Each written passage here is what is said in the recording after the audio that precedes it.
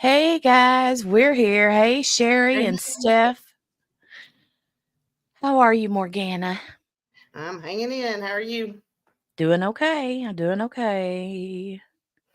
Um, so we'll wait a little bit for I know, right, Steph?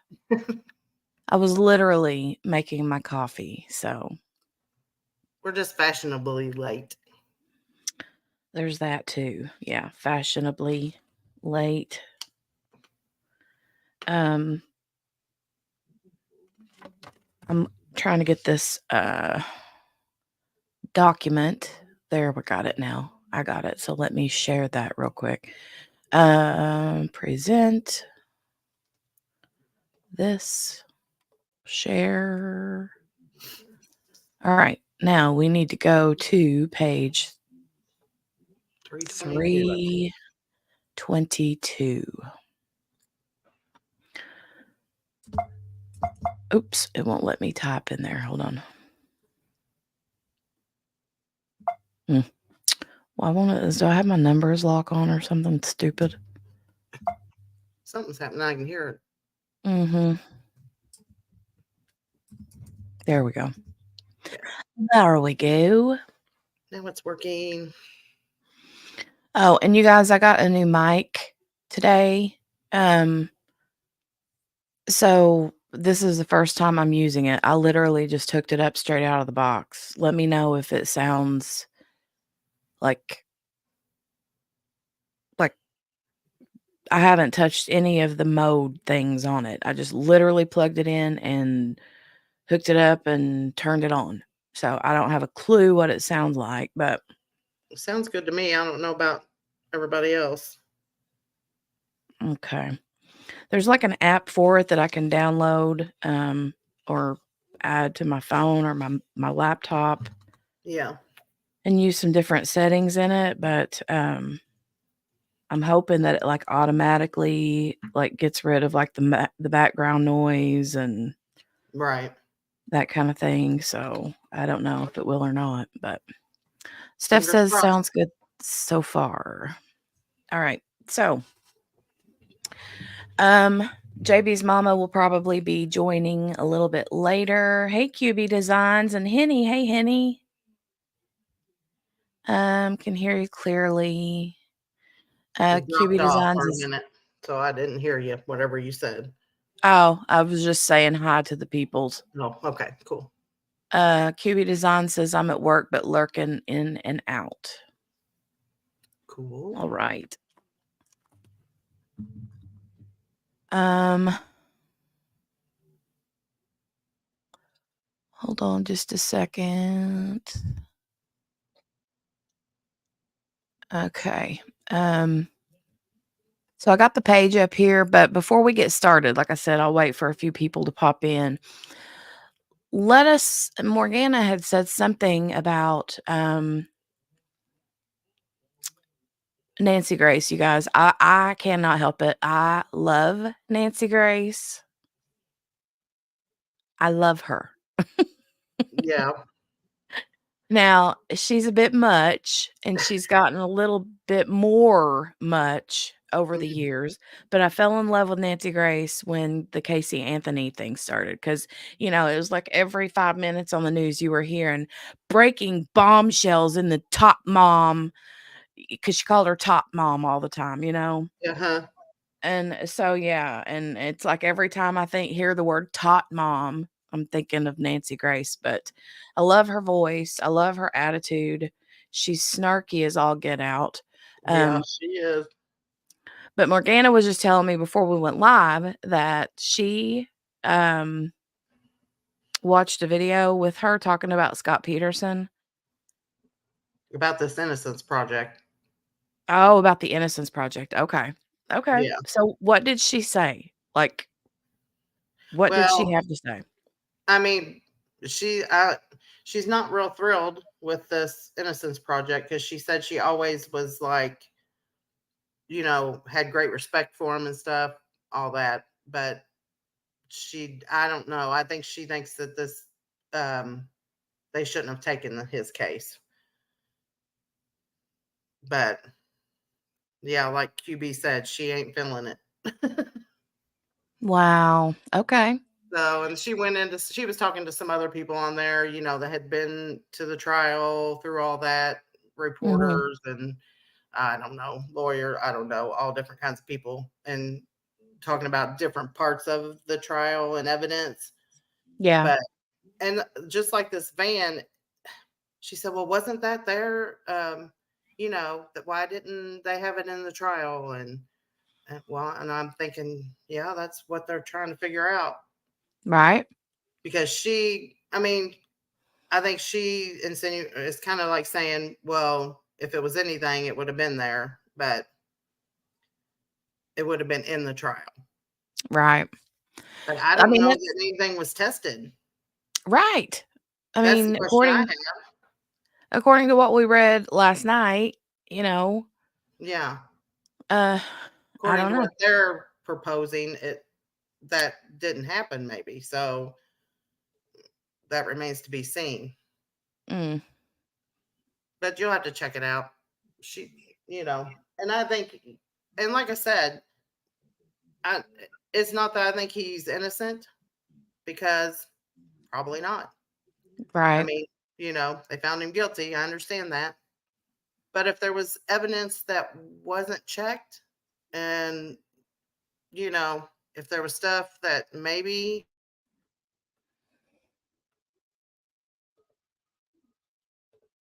I don't know.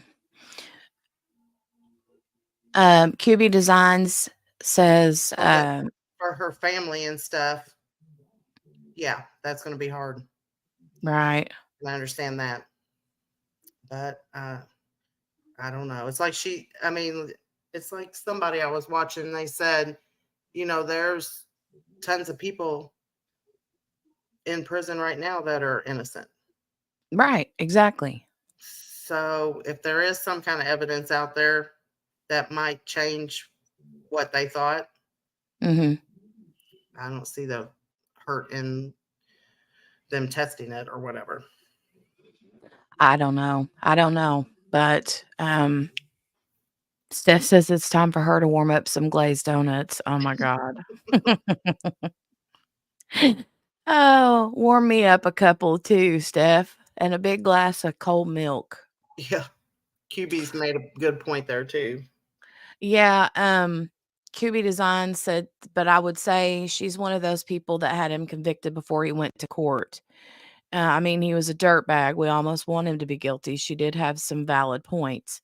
So, one thing I remember about Nancy Grace and Scott Peterson, and this was something that I watched a couple days ago too, Mhm.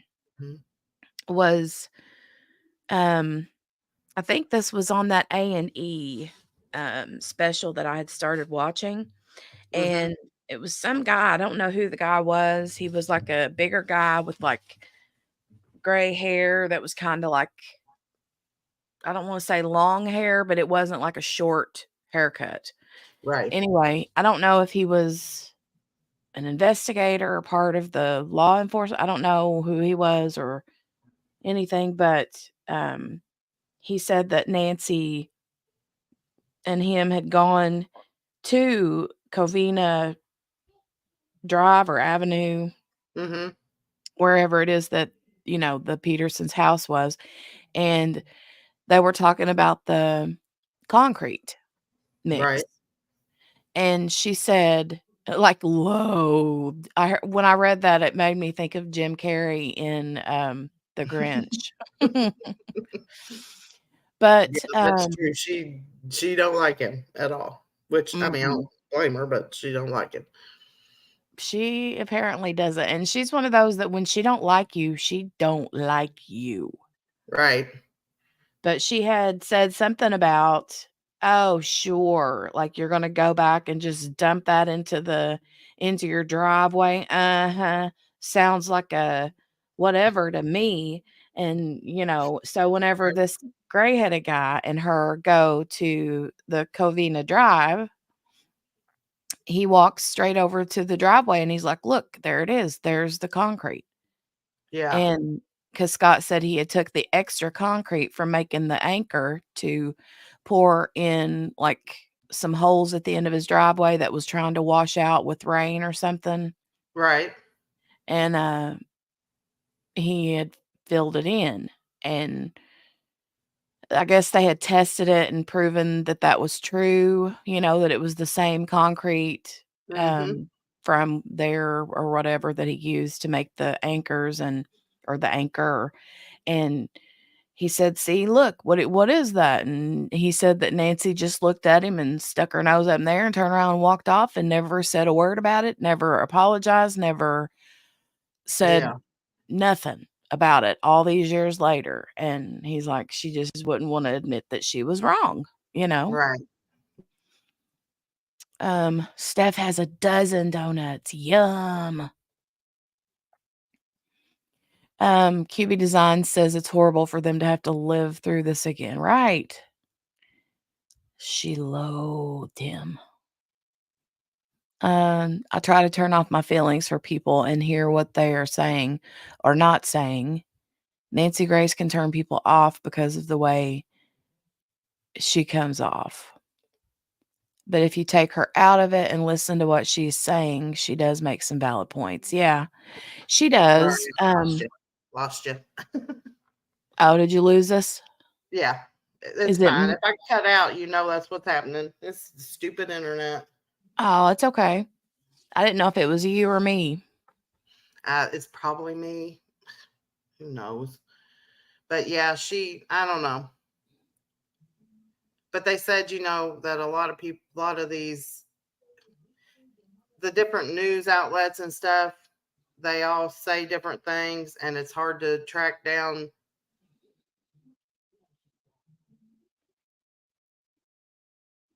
Oh, I think we lost her again. I Lost you think we again. Yeah, I was gonna say, I think we lost you again. I heard you say track down and then that was it. Yeah. I was like, oh, there's her spinning. It's going to be one of those nights, I guess. Oh, that's okay.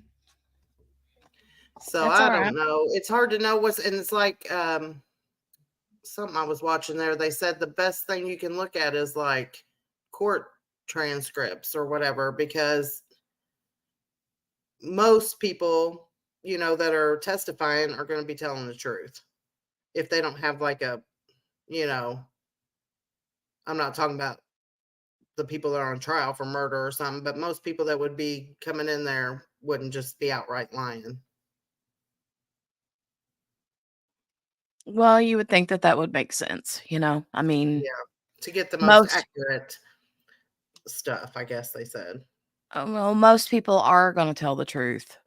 Right. Because you're under oath, and most people would, follow that. But, Well, I think whenever you're on the stand for a big case like this, I hmm, think you would be terrified of even walking in there with a hair out of place, afraid that you're gonna be like, right. I can't imagine going on a stand and lying and saying something that,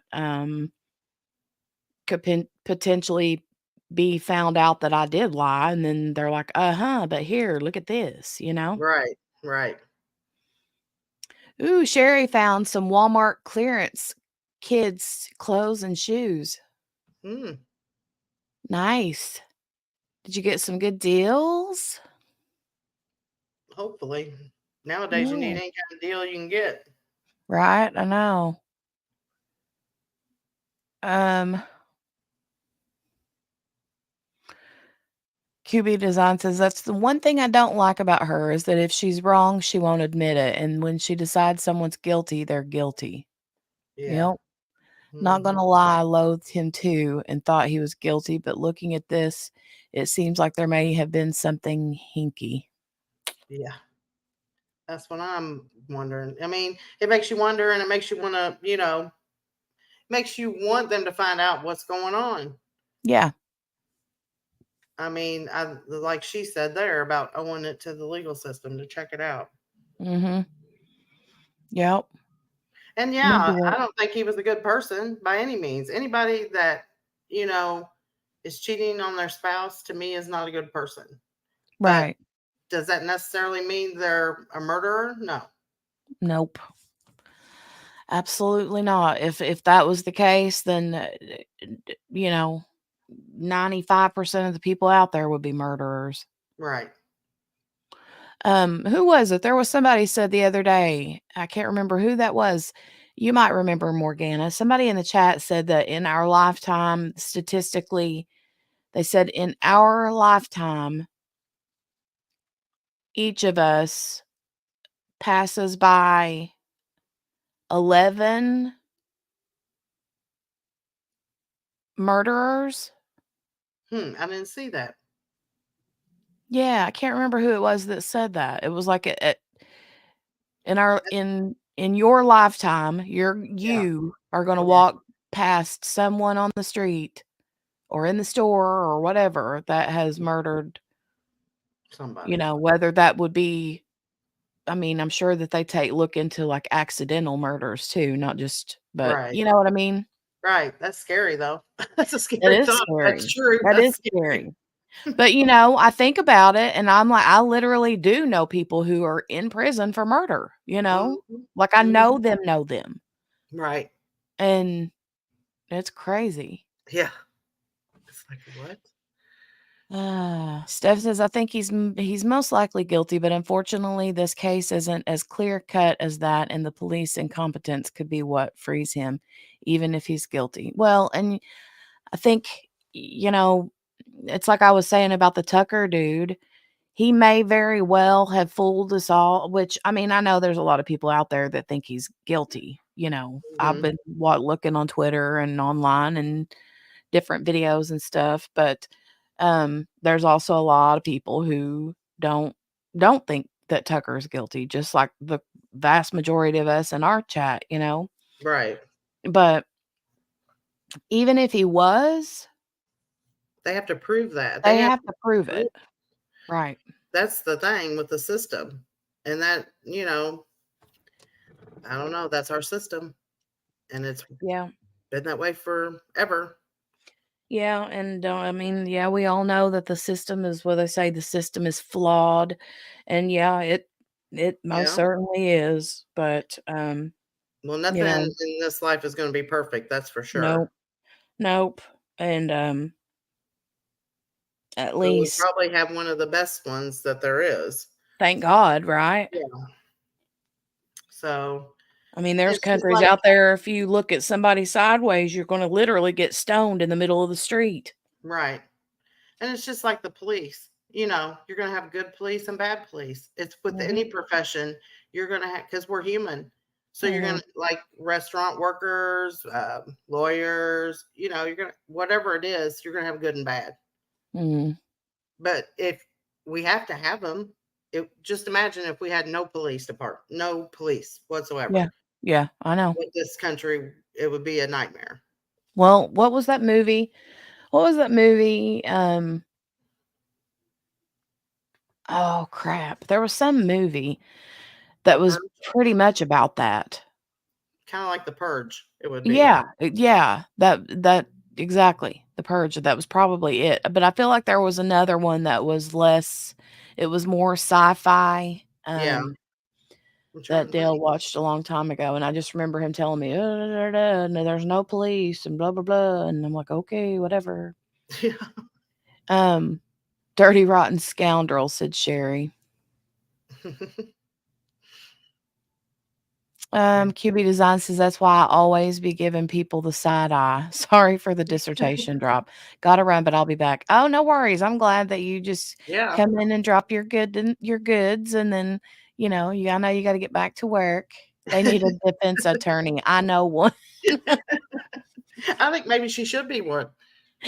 Oh god, QB Designs. That's so funny. That's crazy. Wonder how many I saw tonight, said Sherry. You never Yeah, know. Walmart. That's hard telling at Walmart what you're gonna see. Well, and you know what? I'm not even kidding when I say this, but keep your eyeballs open at Walmart Yeah. or anywhere for that matter when you're out and about with kids Mhm. or by Now yourself. nowadays, Seriously. it's anywhere. Nowhere's really it's not like it used to be. Uh-uh. It's getting No. worse by the day. Yeah. Tucker should have represented Hannah Payne, Steph said. Right.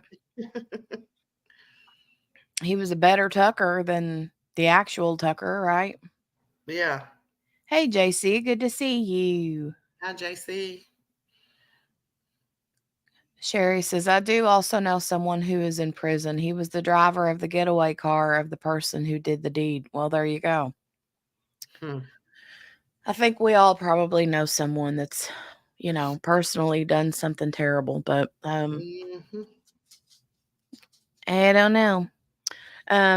Let's scroll down this list and see what we can find for Okay. tonight. Because we were getting into the Van, right? the van, the Brian Spitulski, or however you say that. Yeah.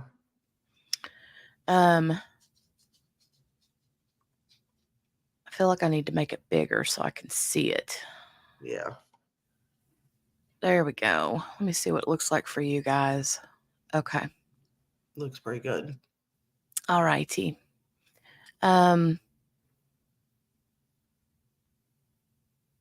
Here it says, I, Brian Spitulski, hereby declare under penalty of perjury that the following is true and accurate, blah, blah, blah.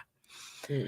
He was currently employed as a principal consultant specializing in fire investigations within Vista Forensics. I have over 20 years of experience in fire investigations.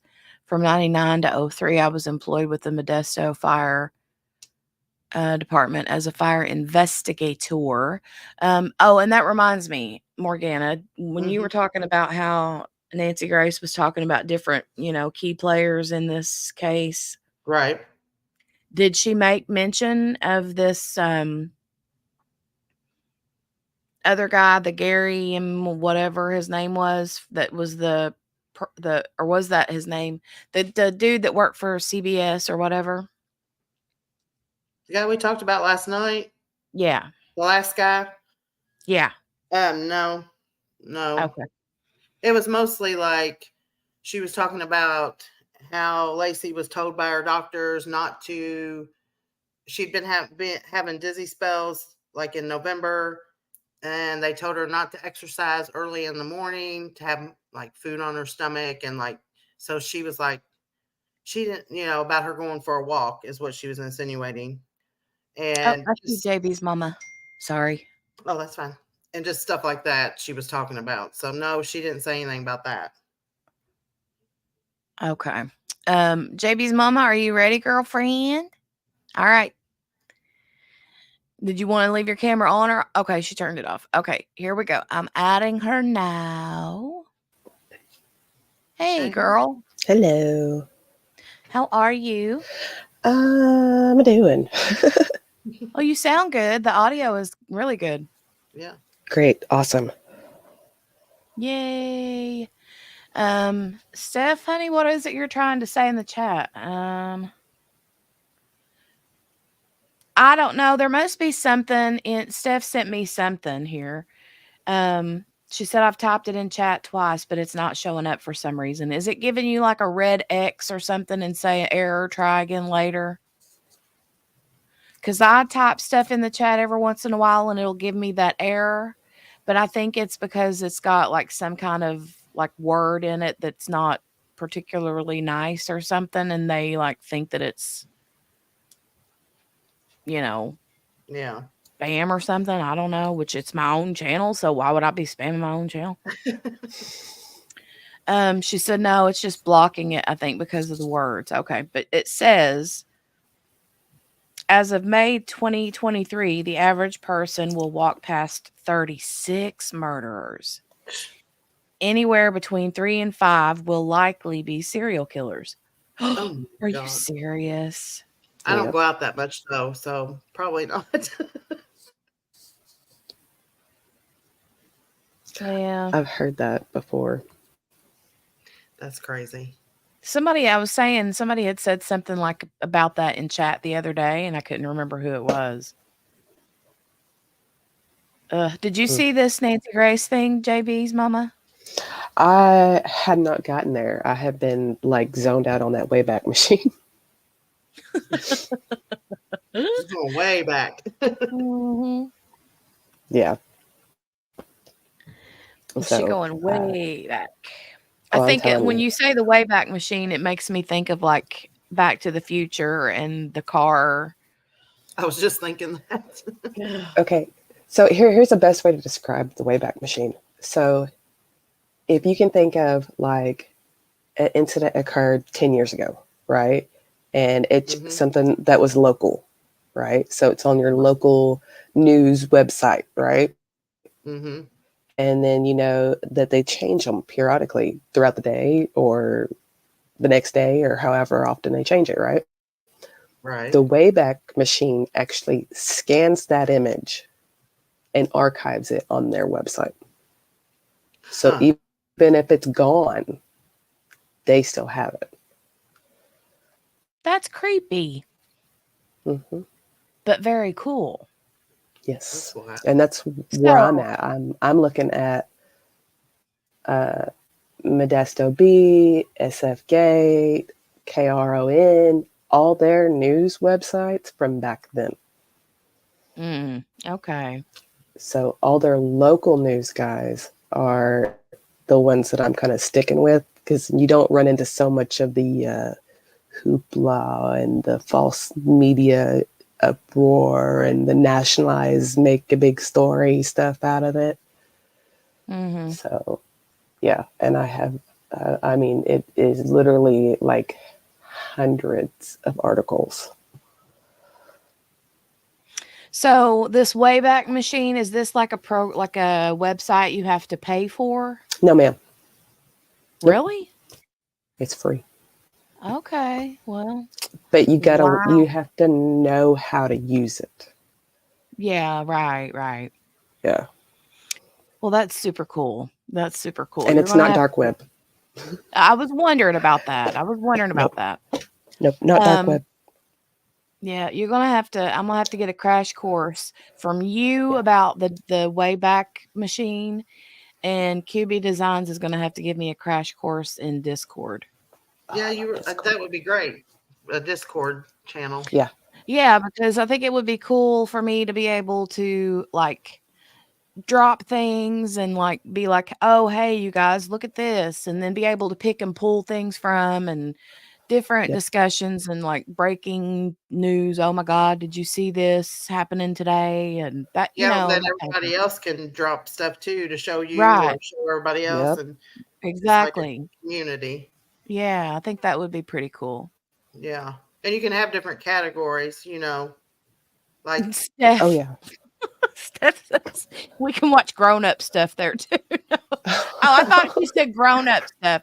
She said we can group watch stuff on there too. Okay. Oh Lord. She's wanting to watch she's wanting to watch Jury Duty, oh yeah. Oh that yeah, yeah. You TV can stream show. over there. Hmm. Yeah. Yeah. Did you? Does anybody know if how you can get a hold of like the transcripts from the trial? California is really, really hard to get actual like transcript court dockets like that. It's Yeah. super hard. It's not like even in my state, and we're a hillbilly city around here, okay? But we can still Mhm. go look at our court docs online. You Right. can't really do that in California. You gotta actually go out there or physically mail in a request and things like that. Yeah. Yeah. You can get I know that you can get stuff like that, and, uh, like, you can like, if it's public record, Right. when Yeah. that it would have been public record, right? Right. Mm-hmm. But you Oh, would have to go and submit for that information. Okay. It's a Could you putting a request imagine? in to retrieve that those items. Right, right. Well, I know people do that a lot, like the jail phone calls and, like, FOIA requests and Yeah. mm-hmm. stuff like that, like body cam footage. You can request Uh-huh. all that kinda stuff. Could But you even the imagine Right. court how docs, big can you imagine Yeah. how big the transcript would be for the Yeah. I yeah, don't the think I would FOIA? want to know. Well, I mean, I'm thinking, wow, this document here is 436 pages. That Yeah. transcript would be a It would bajillion be and 2 huge. pages. Oh yeah. Yeah. Well, it's just like there, if you notice, you remember reading in the first part of this 400 and something document page, they were saying that they are rough estimating 40,000 pages worth of Yeah. information. God, Lord have mercy. Yeah. It's a lot. Yeah. I don't think you would get that for free. They're probably going to No, No, charge you on that one. yeah, exactly. yeah, Like Steph said, they're going to charge a lot. yeah, Yeah. they do. They do charge a lot for that. I know, they charge a lot for, like, the jail phone call records and stuff too. Yeah. Hmm. Um, but yeah. Sometimes you can get, like, the, source will put them out, and then they Hmm. just become, like, public domain or whatever, but a lot of Right. times, um, until they're put out like that, then they're, Hard to get without. they're yeah. Yeah, it's hard to get. Steph says, I think the Ellen Greenberg case, they wanted to charge, like, $20 or $50 per page of information. See, that's ridiculous. Good Yeah. lord. Yeah, I think that they're justifying it for the labor hour rate or average labor Mm. hour rate. But I do know that there's some of that there's a way of wording your FOIAs to actually be able to get around that. Oh, really? Yeah, especially being that high. Hmm. Yeah. Well, I know, like there's the a lot of those FOIAs you can get if especially if it pertains to like you've made a 911 call or someone's claiming you made a 911 call or uh Right. whatever kind of, Hmm. anonymous call or whatever that can be received, but Hmm. it just depends. Hmm. Um, I gotta let this doggo out the door. Hold on a second. You guys can Alrighty. continue with the chat.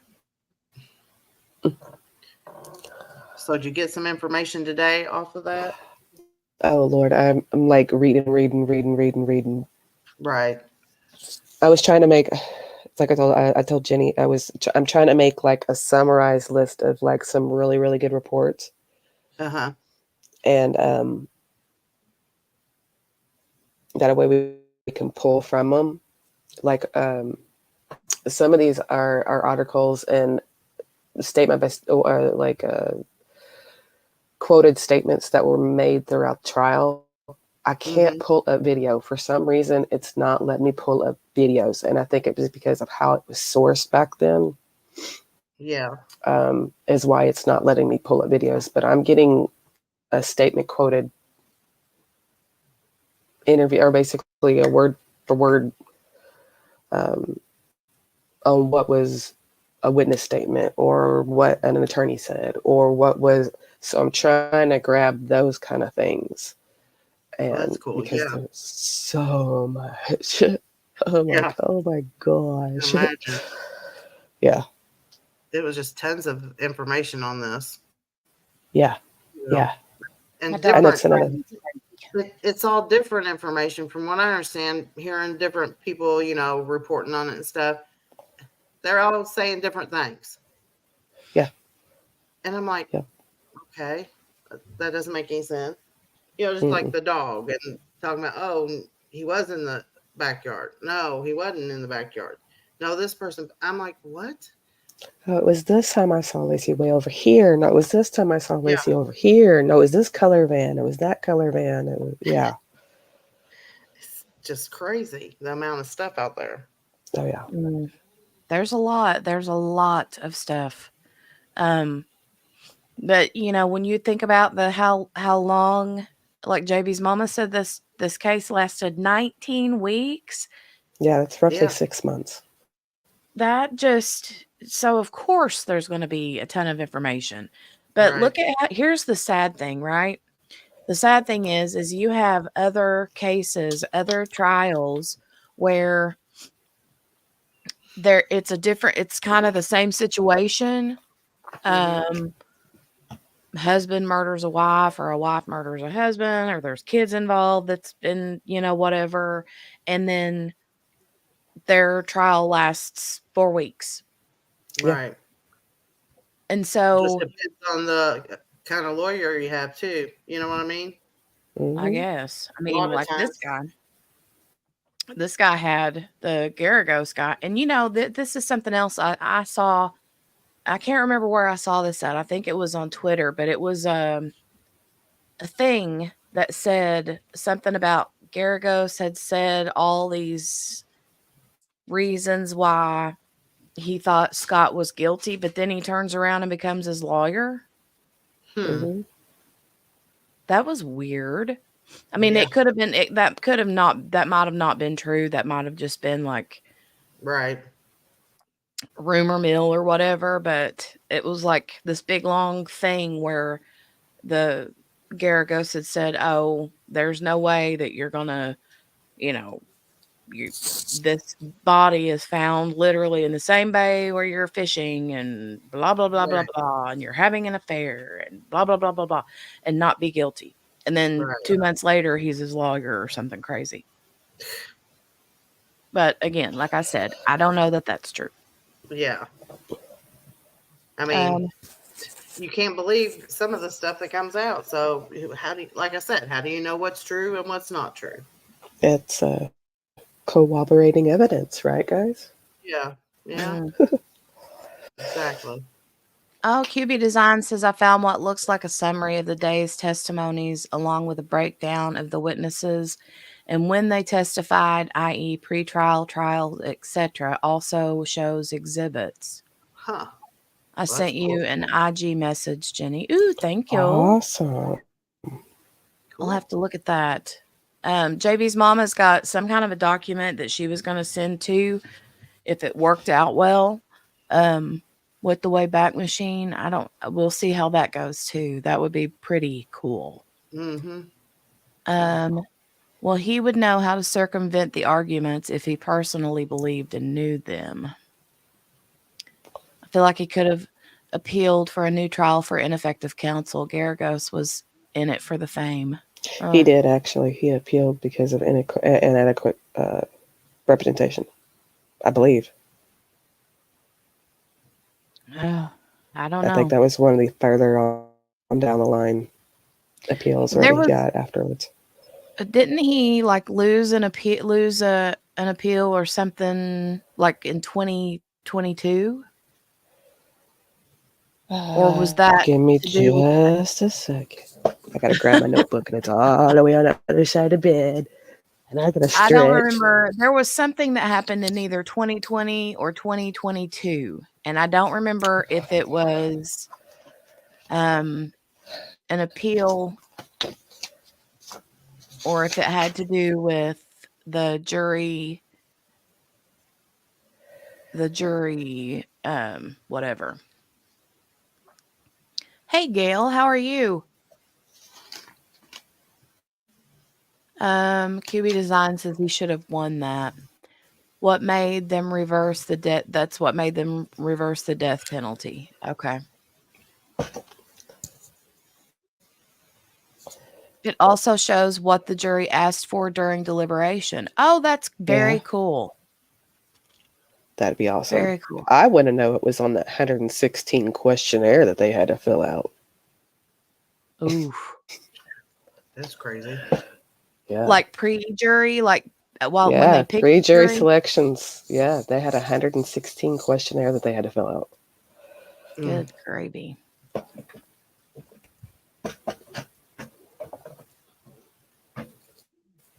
Hi, Gail, by the way. Oh, QB Design says that was a question. Huh? What made them reverse the death penalty? Got you, got you. Was that something Um, about a juror or? that had to do with I can't remember, but I think it had something to do with with the death penalty information that was given to the jurors anyway was like not correct, or the instructions were not correct, or something about the death penalty. I can't remember exactly, but it wasn't like any massive like revelation. It was, if I'm Right. not mistaken, it had to do with like a just a Yeah. technicality kind of thing. But I think then you're if right. I'm then also I feel like it wasn't very long after that, um, they take the death penalty out of the state of California? I Yeah, heard that. the Yeah. Supreme Court overturned the death penalty in 2020. Okay. Well, Okay. see, it was Yeah. not like it was either right before that or right after that whenever they, like, whatever. So maybe the judge was like, California's getting rid of the death penalty anyway. Let's just, take this off the Right. table for Mr. Peterson." I Yeah, don't I think know. it was more of a combination of multiple different statutes that were put in, and then it went to the Supreme Court for because of the appeal request on it, and then they overturned it. And then back in December of 2021, he was resentenced to life without parole. Yeah. And then in April of 2023 is when he first filed his petition of writ of habeas corpus. And he only had a certain time frame for that. Hence why I believe that's why they went ahead and filed again January with the Innocence Project. There's only a certain time frame in that habeas corpus Mm. that he can go within doing certain things there. Okay, Steph put here. Thank you, Steph. Steph is like the Google queen over here. She says the court unanimously ruled that Peterson had been unconstitutionally sentenced to death as a result of a series of clear and significant errors in jury selection that undermined his right to an impartial jury at the Sure. penalty phase. I knew it had something to do with jury instructions or jury whatever. Yeah. I knew it was something jury related, but Yeah, because you got Rochelle Nice in there, Strawberry Shortcake, where she didn't answer the jury selections correctly, too. She wasn't honest with her answers. Yikes.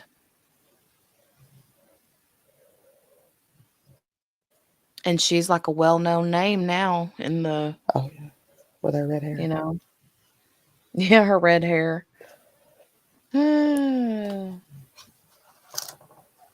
So what are they, like, what does she do? Is there a reason why she calls herself Strawberry Shortcake? Is she like an entertainer or something? I think that's just what the media gave her. Oh, okay. The media nicknamed her Strawberry Shortcake because she had this bright red hair. Yeah.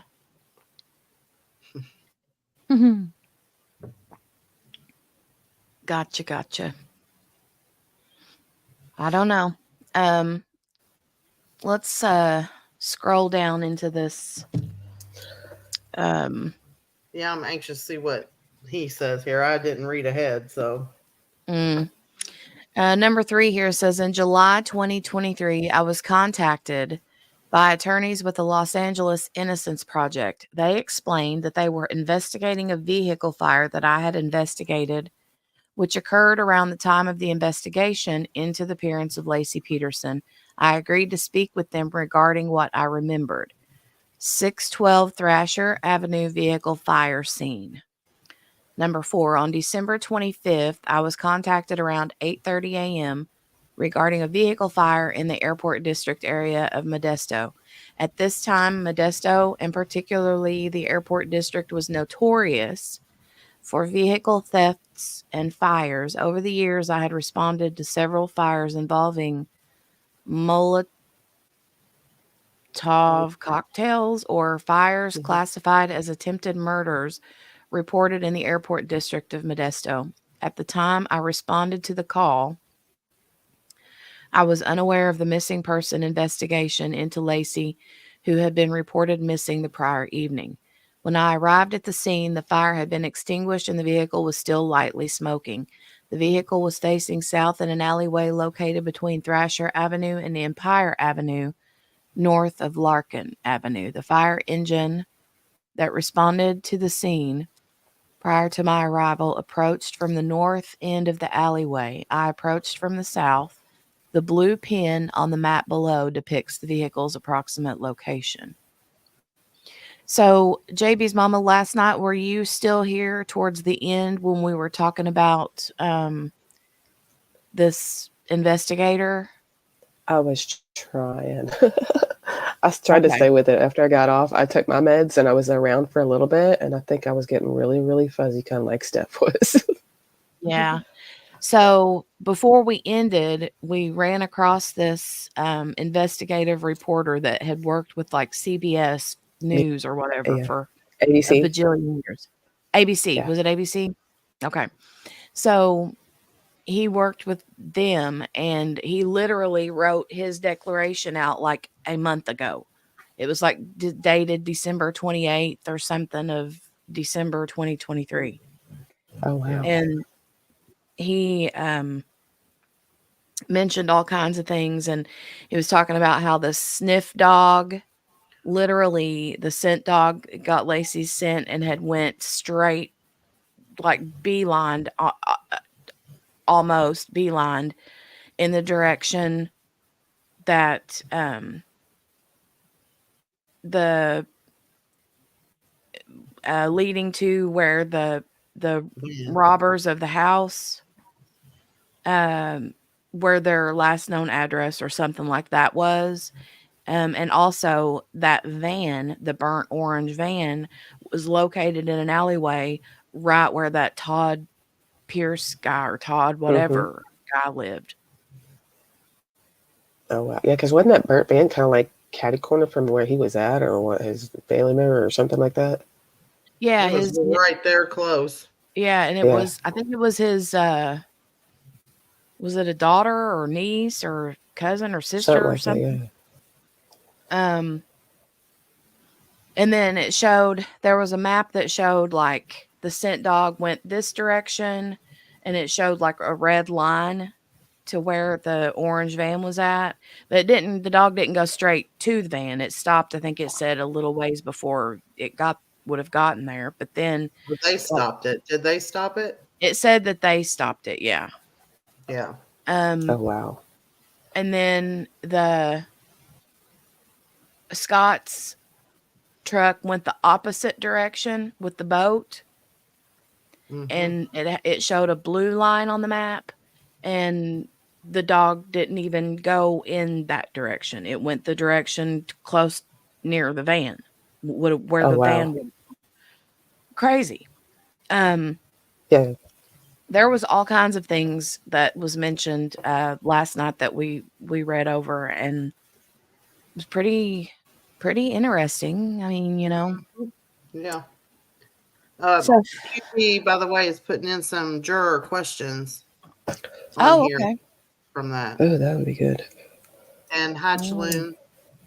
Hey, Chaloon, good to see you.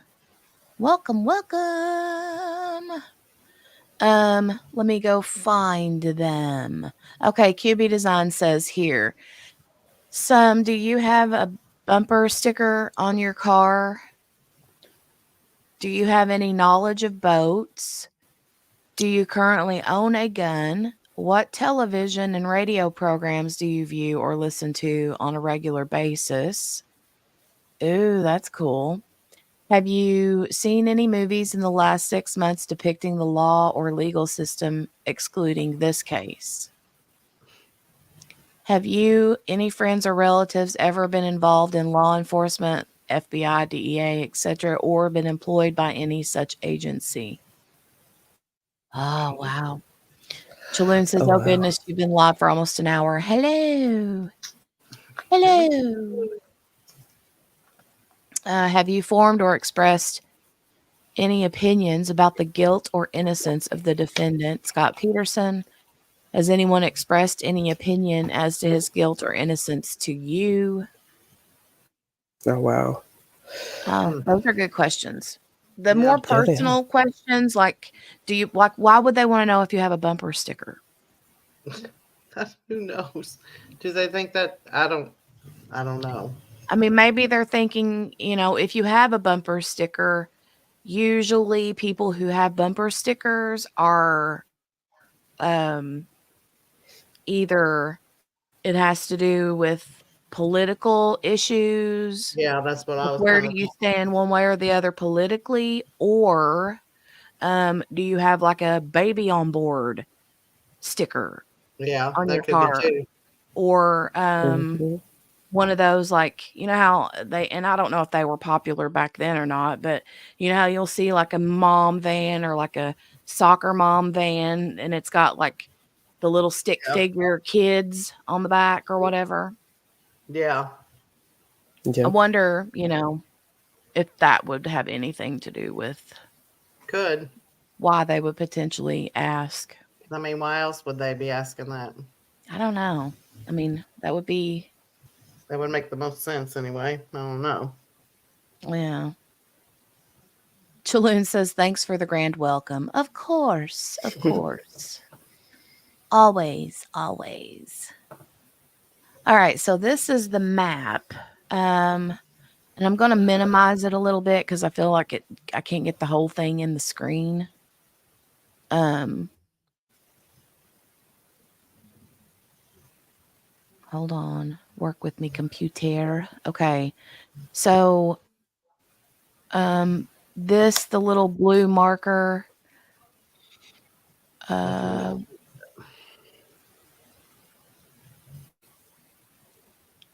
I forget what they said, which was marked how. Did they say? Which was Um, what? what they've got marked here. It says the fire engine that responded to the scene prior to my arrival approached from the north end of the alleyway. I approached from the south. The blue pin on the map, okay, below depicts the vehicle's approximate location. So where Yeah. the van was, right? Yeah, yeah. Yeah. So that would be this, I guess. Yes, I would think. Yeah. Yeah. Fire truck came from Oregon Drive, and he came from Larkin Avenue. Okay. All right. The vehicle was an orange 1989 Chevrolet van with a license plate number, blah, blah, blah.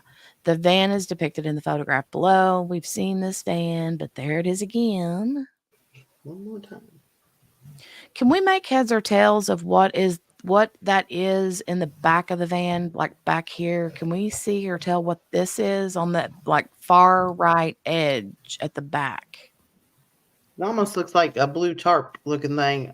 I don't know if that was after, That may have like, been after it was towed to wherever it was towed to after the fire. Because obviously that fire wasn't right there. The building would be charred.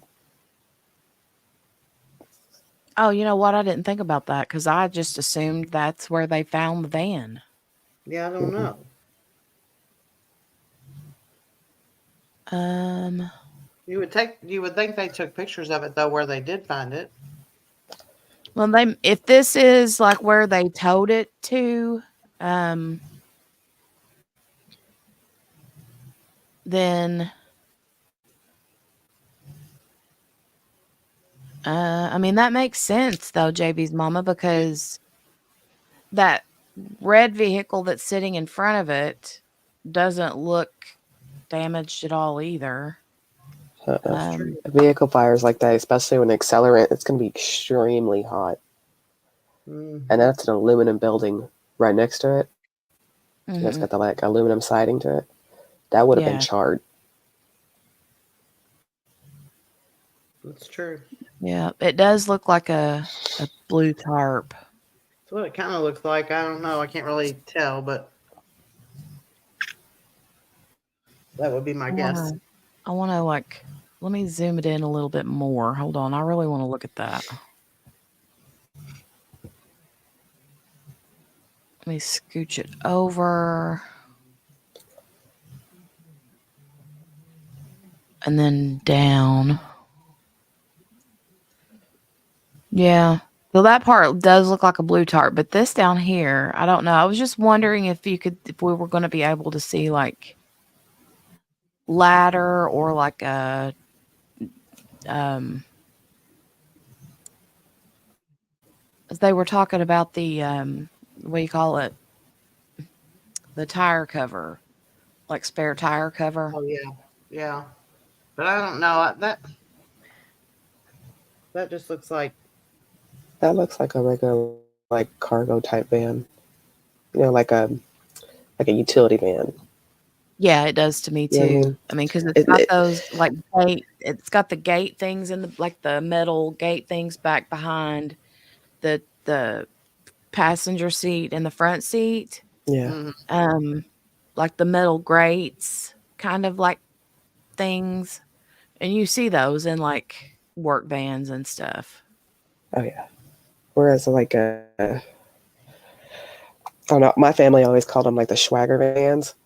Where they just got like that extender up top, and they got the big old California King kind of like what they call them, not California King, but the big old captain like chairs in the vans and stuff like that. I think that's kind of like the van a lot of these people were talking about.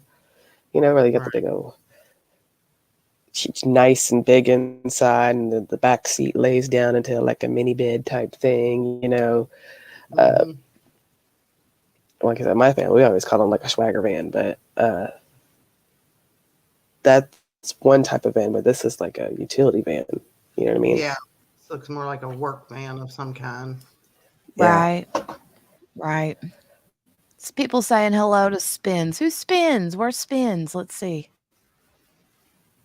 Oh, I see Spin 16. Hello, hello, and welcome. Hi, Spins. Hello and Hello. welcome. QB Designs is saying Spins. Do we know who Spins is? Do I know who Spins is? I've seen Spins before, I and don't know who that is. something I've been in. Hi, Dawn. Dawn's here too. Hey, Dawn. Hey, Hi, hey, Dawn. hey. Um, QB Design says because if you have a Trump sticker, you would think one way and Biden another. Well, that's true, but this was 20 years ago, so um, it would have been, different. But you're right. I mean, you think, and that might be a roundabout way for them to say, hey, what kind of bumper sticker is on your car? If they're like, oh, well, I've got a make America great again, then, or if you got someone that's like, eh, I don't know. Okay. So back in this time, it is like the best way to it would be in like Bush and Gore. Right. Mm-hmm. I So you imagine. still have the strong political. Yeah. Hi, Mary Lou. Hey, Mary Lou. She's got people Steph to work. says maybe the back door was open and they put a tarp to preserve evidence. That's Ooh, kind that's of what good. I was thinking the tarp would have been for. You never know. Yeah. Mm-hmm. Or they could have been testing to see what kind of accelerant he's used, so that would have been a way of collecting things. Ooh, QB Design says one of the appeals said that the court dismissed 13 possible jurors because they answered yes to being against the death penalty, but that they wouldn't keep that from sentencing it if found guilty. So they're like, yeah, nah, Oh. we're not taking a chance on that. Yeah. Swayed your van, right, Steph? Yeah. Spin says that's me. Hi, hi. Oh, she's in Elizabeth and Edward's lives. Well, welcome, welcome, welcome, welcome, welcome, welcome. It kind of had like the um profile picture kind of reminded me of like only being Chris for a second. And I was like, is she coming in here trying to troll me like a playfully, like I'm coming in with a different name. Yes, JC, make sure to like and subscribe if you're not already. Mary Lou's home from work. Did you have a good day at work today, Mary Lou? I hope so. Probably glad to be home. I bet, right? All right. So, let's see. Let's see. Number 9 here says, as a fire investigator on the scene, my role was to determine the origin and cause of the fire. I recall consulting with Captain Jolly. Oh, that's a fun name. Who Captain John. informed me, right? Who informed me and listen, he was it was a captain and this thing happened on December 24th, Yeah. On And he the was a 12th. fire captain at that, so he's in a red suit. right? True. Exactly. Mm, hold on, I was getting a drink. I recall consulting with Captain Jolly, who informed me that there were no witnesses around, but that a neighbor had called the fire in. He further informed me that the decision to call in a fire investigator was in part based on the fact that a rag was sticking out of the fuel tank. Although this did not appear to be the origin of the fire, it did tend to indicate the fire was intentionally set and therefore warranted an investigation. Um, I recall speaking with the reporting party who resided at 612 Thrasher Avenue. The reporting party informed me that they did not recognize the van and that they did not recall the van being present in the alleyway when they went to sleep the night before. Mm-hmm. Hmm. Aside from speaking with the reporting party, we did not conduct any further canvass of the neighborhood for witnesses to the fire. This was in part due to the timing of the fire being on Christmas morning and also due to the location of the fire in the airport district, a neighborhood notorious for crime. Um, Based upon my observations and my experience and expertise, I opined that this was an incendiary fire, meaning that it was intentionally set and not the result of natural causes. I based this conclusion in part on evidence of two separate ignition points and corresponding burn patterns, one in the front of the vehicle and one in the rear cabin, which indicated that the fire was set in at least two locations in or on the vehicle. I also observed that the gas cap for the fuel tank was laying on the ground near the vehicle, and a rag had been placed into the opening for the fuel tank and was hanging down the side of the vehicle. But it was not burned and was not the origin point of the fire. That's weird. Yeah, that's strange. Wonder, I mean, Maybe they were going to do that, but decided not not to. To do it the other way. maybe. I don't know why, but Well, I mean, maybe there was a couple of them, and the one guy's like, I'm just going to stick a rag in this gas tank and set it on fire. And then the other guy had already started the fire and like, let's go, it's gonna blow. yeah, maybe they thought it would explode too, or Too had a better quick. chance of exploding quicker and them getting caught. I don't know. Yeah, right. Well, I mean, goodness knows, I would not stick a rag in there and set it on fire. And my I'm not luck, I set would like anything on fire. Okay. my luck, I would turn to run off and then like sprain an ankle and be stuck right there in the middle of it. Yeah. God, I'm not very graceful. Jenny be trying to run away and trip, slide under the bed. I would be saying, "Run, Morgana, run, go. Just leave me behind." I have to tell you this real quick. When I was in junior high, we had to take a school bus from the junior high building to the high school building to eat lunch because there was no cafeteria in the junior high. So we'd have to go out and get on the bus every day, ride it to the other school. So I came out one day, I had these slick shoes on, I had a dress on, and I had flats, but they were slick. And we were all kind of like running to the bus. And I slid under the bus right in the doorway. My dress was all the way up to my neck. Oh my And god. the bus driver came to the steps, came down the steps and looked down, and only my head's out. And he's like, "Are you okay?" Like, no. No. Embarrassing. Lord have mercy. So that I would have reminded been me of that. embarrassed. I would have been embarrassed It too. was awful. I That's the story. Do you ever? I'm one of those that, like, when I see somebody fall or get hurt, I laugh. Yeah. Yeah.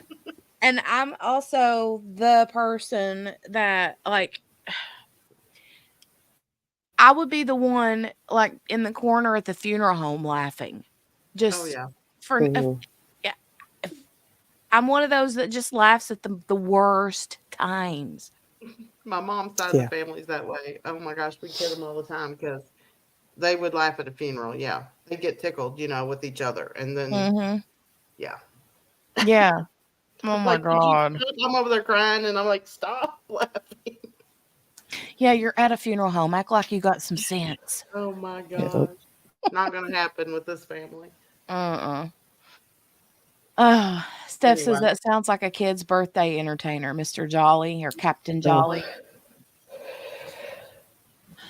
QB Design says Spins is an amazing person. Yay, I love amazing people. Oh, Gail says, or a male stripper.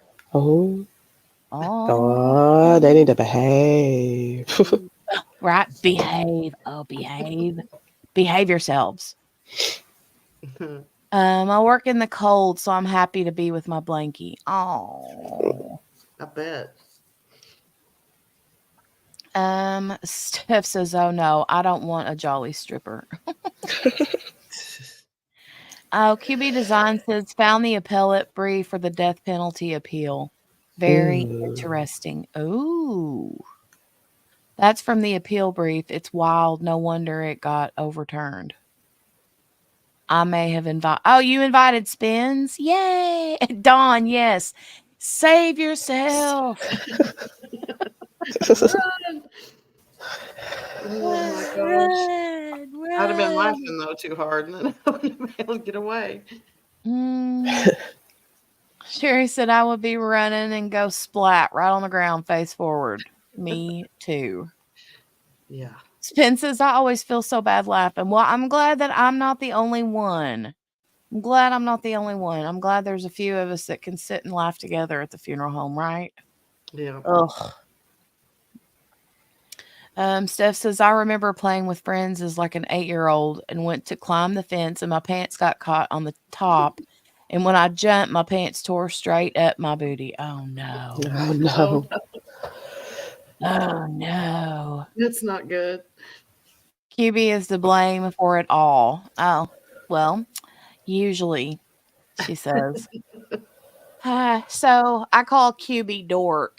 Like lovingly, I call QB dork. So Elizabeth and a few call her barbecue, and I call her dork. So, um, is what it is. If anybody hears me end up calling QB dork, don't take offense to it. And she don't take offense to it either. It was her fault. She called herself dork first. So So you just follow along, right? yeah, yeah. The first word in funeral is funny, right? Fun. There you go. Yeah. It's a funeral, not a funeral. It's a funeral. Funeral. All right. So, let's see. Part of my role as a fire investigator. I hope I didn't already read this part. I don't think No, I Mm, you're did. right there. no, I don't think so. You're on 12. Okay.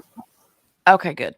Part of my role as a fire investigator was also to determine whether there was evidence that the vehicle was stolen and stripped of parts before being burned.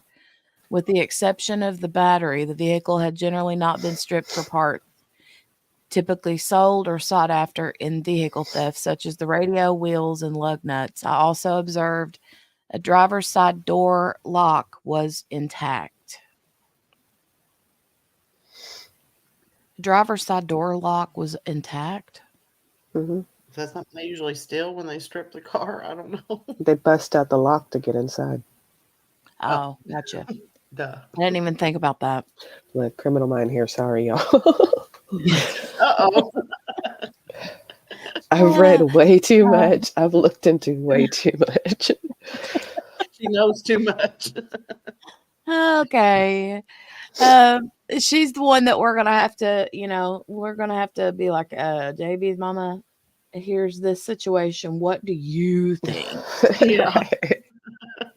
Because me and you are like, well, I wouldn't do What's that. y- I what's wouldn't know your anything about plan of that. action? It was QB Designs who I thought she said in here something about his ex defense or his ex or his something defense attorney, and the way she wrote it, it literally said my ex defense attorney. And I said something about it, and she's like, "Wait a minute, wait." She said, "I've never needed a defense attorney." And I was like, "Well, I don't know. I don't know if you did or not. You the one said it." Um, I was able to determine whether the key was present in the ignition. As I recall, the ignition area of the vehicle was severely damaged. Often in vehicle fire, the ignition, which is typically made of aluminum and zinc, can completely melt and form a metal glob on the floor of the driver's area. I recall that being the case with this vehicle, making it not possible to determine whether the key was present. Hmm. In my experience as a fire investigator, when a vehicle is intentionally set on fire, there are a number of typical motivations for doing so. Hold on a minute. Ugh. Including insurance purposes, or if the vehicle was involved in crime, to dispose of evidence of that crime. I recall thinking that this vehicle fire appeared to be unusual in that the vehicle had not been stripped for parts. The radio and tires were intact, and the tires, which appeared to be matching and in reasonably good condition, were still on the vehicle. Additionally, our investigation later showed that the owner only had liability insurance on the vehicle, which indicated to me that a possible motivation for this vehicle fire was the disposal of evidence of a crime. Hello, yes, that's what we think too, possibly. Um, as a part of my investigation into this vehicle fire, as indicated in my report, I produced photographs, scene diagrams, and a report. I recall producing a scene diagram in this case which depicted the location of the van, its orientation in the alleyway, and other objects within the alleyway. Typically, I would take my own scene photographs. Attached to my report are 2 sheets of thumbnails of digital photographs I took at the scene. It was my practice to upload photographs to the department's database for storage. This case occurred around the department's transition from film photography to digital photography. Um, During this transition, it was common for both digital and film photography to be taken at a scene. I do not recall whether any film photographs of this scene were taken in addition to the digital photographs attached as thumbnails to my report. Um, I recall that while on the scene, I requested the assistance of a CSO or community service officer to assist with processing the scene, but was informed that none were available at the time. Subsequently, I made the determination to have the vehicle towed, okay, to a secure location for processing at a later date. I recall that as part of my initial examination at the scene, I examined the interior of the van. I recall observing a burnt mattress in the rear of the van at this time. Situated on the mattress was a large metal can. I do not recall moving the metal canister located on top of the mattress at this time. Below is a photograph depicting the interior of the van. So there's where I was talking about Mm-hmm. The metal. the metal behind each, Yeah. and usually like passenger van, like normal, car passenger vans don't have that. Or Right. swagger vans? Swagger van. Mm. Hmm. But dude, that was burnt up. Yeah. Hmm. Inside for sure. Hmm. Down to the metal. I mean, look, even the steering wheel. Look at the steering wheel. Yeah. It was hot. Very Hot, hot. hot, hot, hot. Very hot. While at the scene, I wore my work gloves while handling any evidence. I do not recall collecting any evidence on December 25th, 2002. Instead, to my best recollection, items such as the rag hanging from the fuel tank were secured inside the van while it was being towed to A&R Towing. I recall we picked this specific tow yard because it was fenced in and under surveillance in order to protect the integrity of the vehicle, which was still under investigation. My initial report lists an individual named Mark.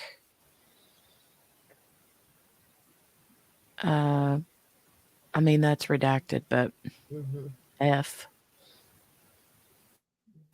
as a name to appear in the report, but his name is not mentioned in the body of the report.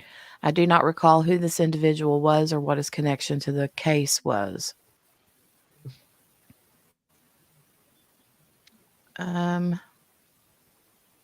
Within a couple of days, I became aware of the missing person investigation for Laci Peterson. I became aware that police were looking for information regarding a van associated with burglary that occurred across the street from the Peterson home around the time Laci was reported missing. When I heard this, I immediately thought about the van fire I had investigated on the 25th of December. I contacted the Modesto Police Department Detective Shipley to conduct further investigation. Okay, so Terry Borden is the owner Of the van, right? Yeah. of the burnt van. And this is the dude that has the business where that previous investigator had said Mm-hmm. that there was a lot of shady characters, right? Right.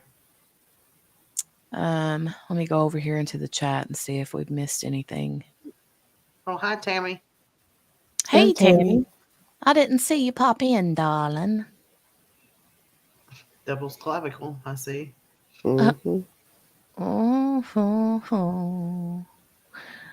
Steph says, QB, she needs a referral to your defense lawyer. QB knows a good one. She sure does. I'll have my people call your people. Check me.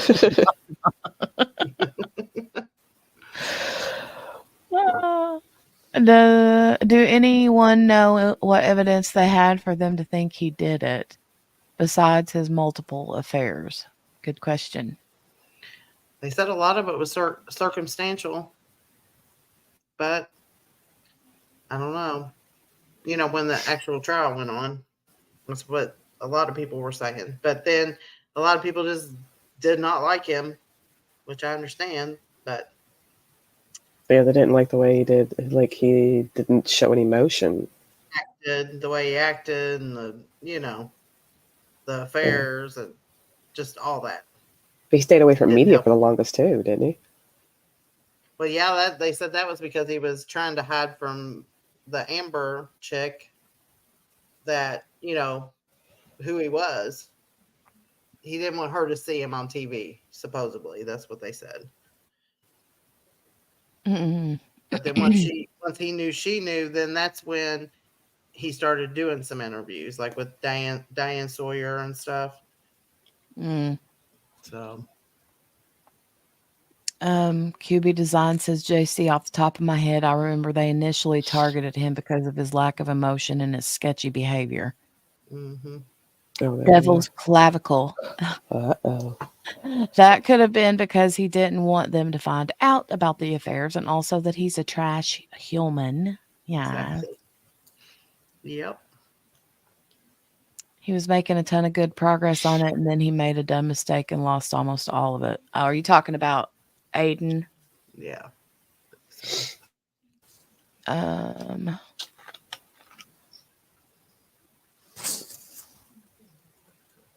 He just went to bed.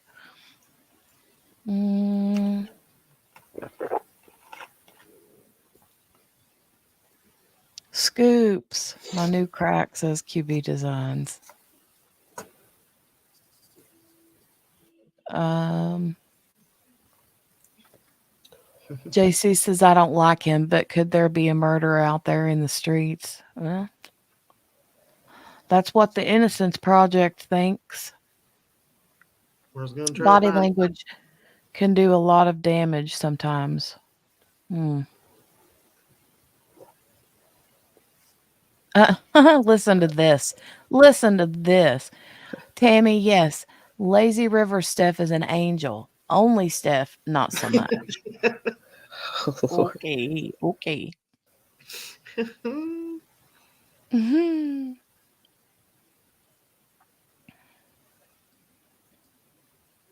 He hosted my last scoops, and him and barbecue are besties now.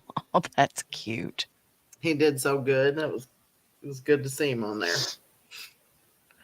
Steph does have multiple personalities. Yes, yes, yes, yes. And we love each and every one of them. That's right. Oh, He's our Steph. mm. Okay, so let's see what this interview with the owner, Terry Borden, is about. Mm. Says on December 31st, I accompanied Detective Shipley to the business property of Terry Borden, the registered owner of the van. I recall there being several people present during the interview. Initially, upon our arrival, I recall the people there knew we were law enforcement and did not want to talk to us. I remember the Borden property being an intimidating place. I recall there being several men hanging around the property, and Detective Shipley informed me of the criminal history of some of the people associated with the property. I do not recall whether or how they identified themselves. I did not get the impression that they were all members of Borden's family. They also did not strike me as official employees, but instead just sort of men that were hanging around the compound. Ooh, compound, that sounds creepy. Mm. I recall that while Detective Shipley was interviewing the owner, I was accompanied by another individual who showed me where the van would have been parked. I recall trying to determine how the vehicle could have been stolen from the property and thinking that someone would have to be an idiot to try to steal from the Borden property. I recall there being dogs on chains, and it was just all around an intimidating place. Okay, yeah, it sounds like a junkyard. You know what I mean? Yeah. Yeah. With the, it's like those movies, right? Where somebody tries to break into like a salvage yard or With uh, fence around it. Yeah. something. Yeah, the Rottweiler Right. barking at you.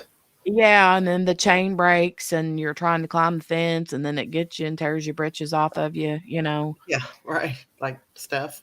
Yes, exactly. Exactly like Steph. Um, I recall Terry Borden indicating that he was not aware of a mattress being in the back of the van when it was last in his possession. Detective Shipley took the lead on taking witness statements. While I am aware that his report indicates that he conducted a search of an individual and his residence, I do not believe I was present for that search. Discovery of stains on mattress. Ooh. All right. On December 31st, 2002, after interviewing the owner and obtaining a warrant to search the van, I accompanied Detective Shipley to the tow yard where the van had been stored. Modesto Police Department evidence technician Lavelle might have also been present at the tow yard, but I do not specifically recall. To the best of my recollection, while at the tow yard, I entered the vehicle, removed the metal canister from the mattress, and discovered that there were red-brown stains on the unburnt portion of the mattress. I recall feeling a sense of anxiety at seeing the stain, and I still get goosebumps now when I think about it. I would too. Mm-hmm. Yeah. Ugh. At this point, the search for Laci Peterson was at the forefront of everyone's minds, and discovering these stains in this burnt van found within hours of her disappearance was shocking. The stained mattress and metal canister are depicted below. So just an FYI, you guys, in case, um, this is an up close picture of it. Mm-hmm. And you can see all the charring around that, right? Right. Um, somebody said, I can't remember if it was somebody in chat or if it was something that we read that sounded like it looked like where a head would have been or something. Yeah, I think somebody in chat said that the other day. Yeah. I can't really make heads or tails out of this picture because it's so up close where that is like exactly at on a mattress. Yeah, Um, can't see it. mm-mm. I mean, it's not back far enough, like you said. I can't tell. Yeah. I don't know. Hmm.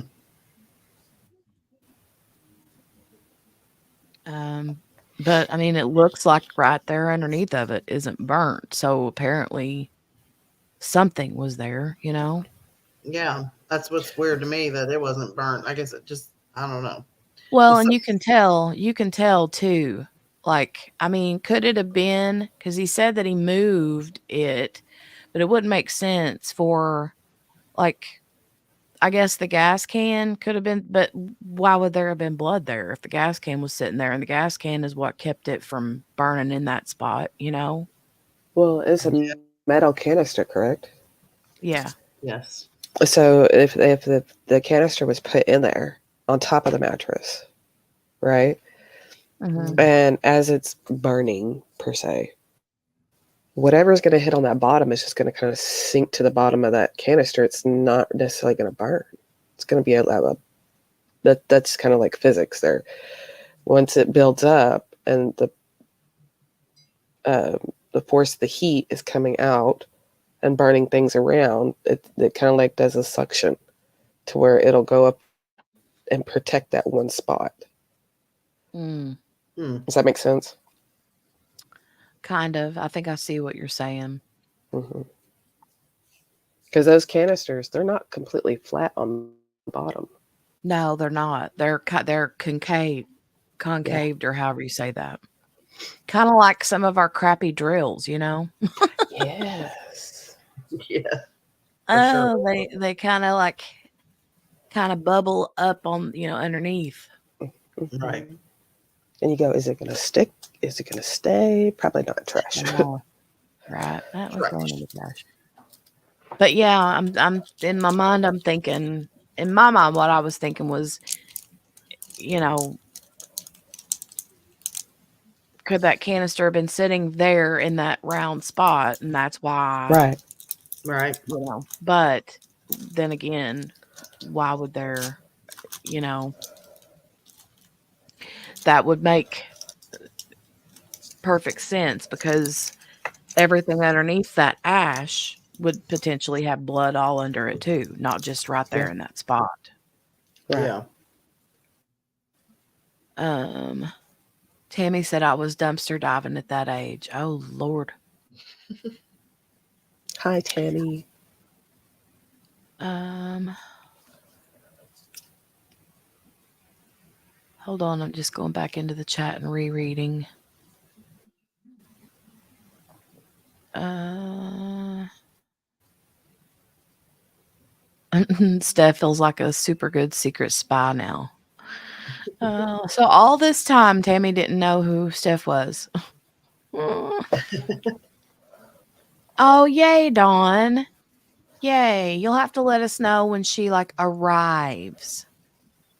Dawn said, I passed your message on to my daughter and she said, thank you. That's cool. So Dawn's daughter is going to India for 3 months. 3 months. That's super cool. Oh, okay. I see. Steph says, I was robbing junkyards at 8. I was a latchkey kid. Yeah. Okay. Okay. Let's go on down to the next page. Oh, went too far down here. Back it up. Okay. So number 30 here says, upon observing the stains, we decided to have the vehicle brought to the Modesto Police Department evidence and property locker for further processing. Transporting and processing van at the evidence locker. Number 31.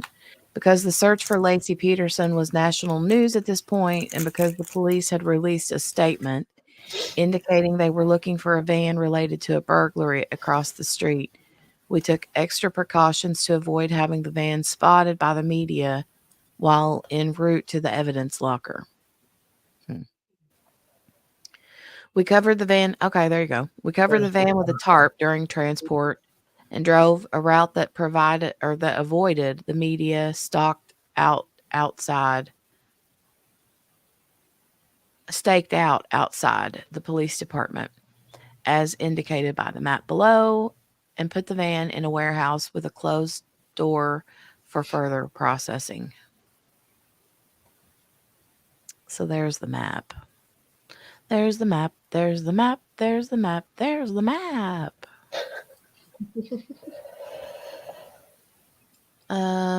Once at the evidence locker, I began processing the van.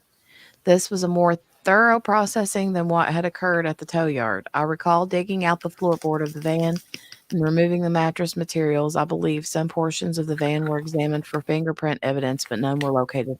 I remember reading this section. Mm-hmm. I recall additional photographs of the processing of the van were taken at the evidence locker. I would have been taking my own photographs, and I recall someone from MPD taking photos as well. I recall cutting. Huh? These are talking about the cuttings because we were talking about the cuttings the other day. Oh, yeah. I recall cutting 3 samples from the mattress fabric.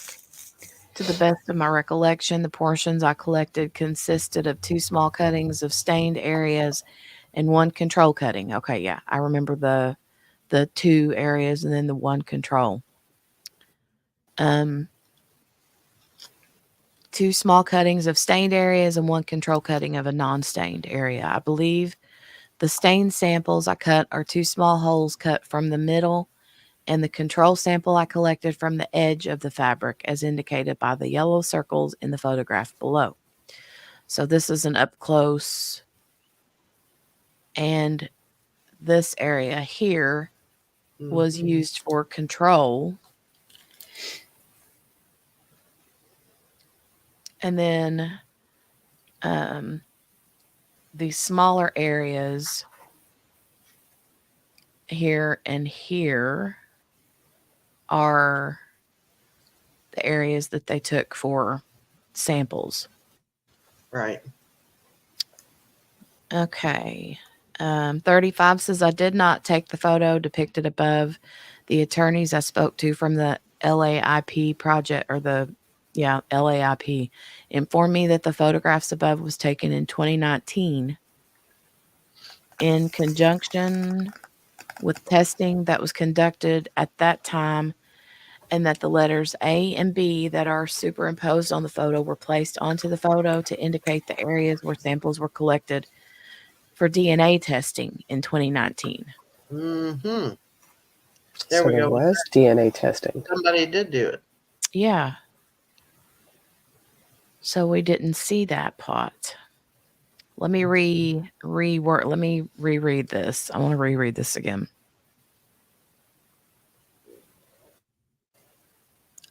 Attorneys I spoke to from the Los Angeles Innocence Project informed me that the photograph above was taken in 2019.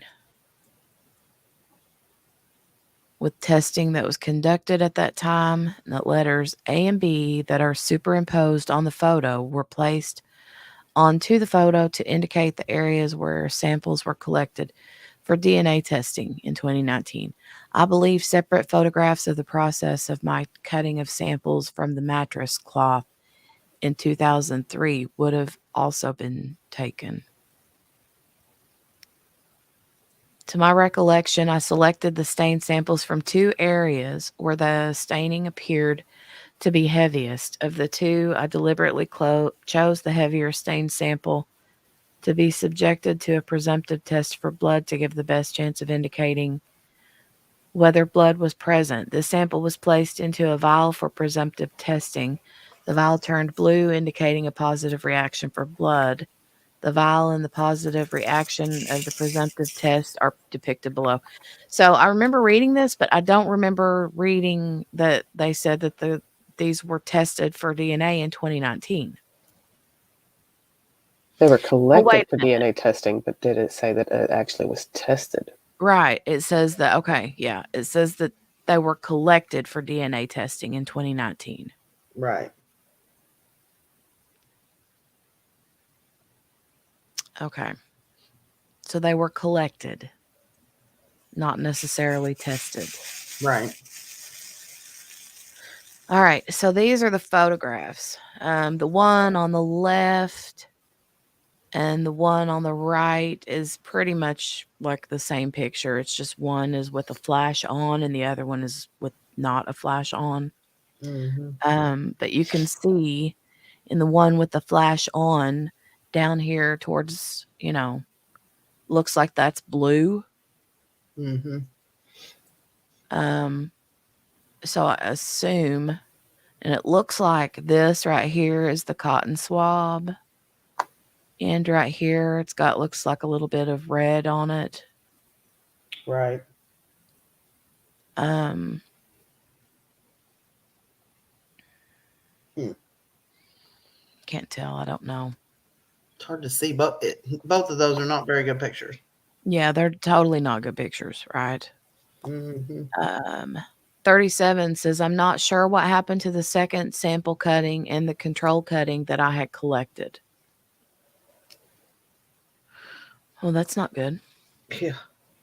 It is my practice to wear gloves when entering a crime scene, including a burnt vehicle, and to the best of my recollection, myself and the others processing the van wore gloves when we entered the vehicle and handled the evidence therein. I recall that once the presumptive test, I remember this part. Mm-hmm.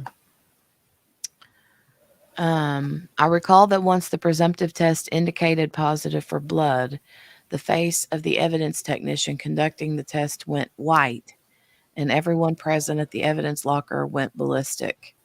The people observing the testing started getting onto their phones to report what we had found.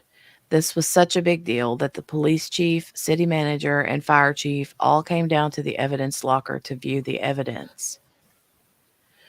At this point, incendiary fire morphed into a missing person case. It looks like they had wrote the arson case, Mm-hmm. but then they marked it out and wrote incendiary fire. Had morphed into a missing person case, and control of the case and its investigation were taken over by the Modesto Police Department. Mm. Hmm.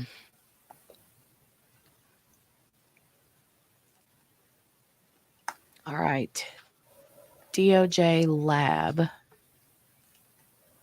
So wait a minute. Is it saying that um,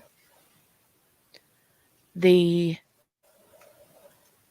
Modesto Police Department took over the van? Yep.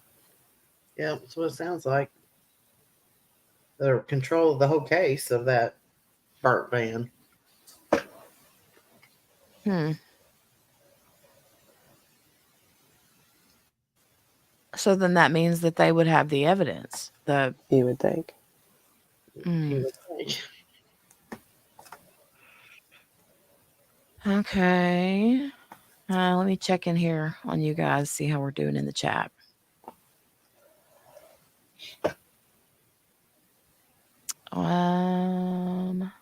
Oh, thank you, Dawn. Dawn says she'll let everybody know. Eek. QB Design says exactly. The hottest part of the fire will be where the accelerant is. It'll cause a swirl effect from rolling, and some things might not be burned at all. You guys are super smart.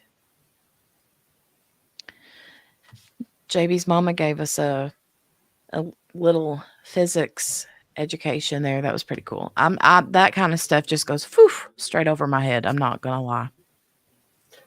Well, QB Design.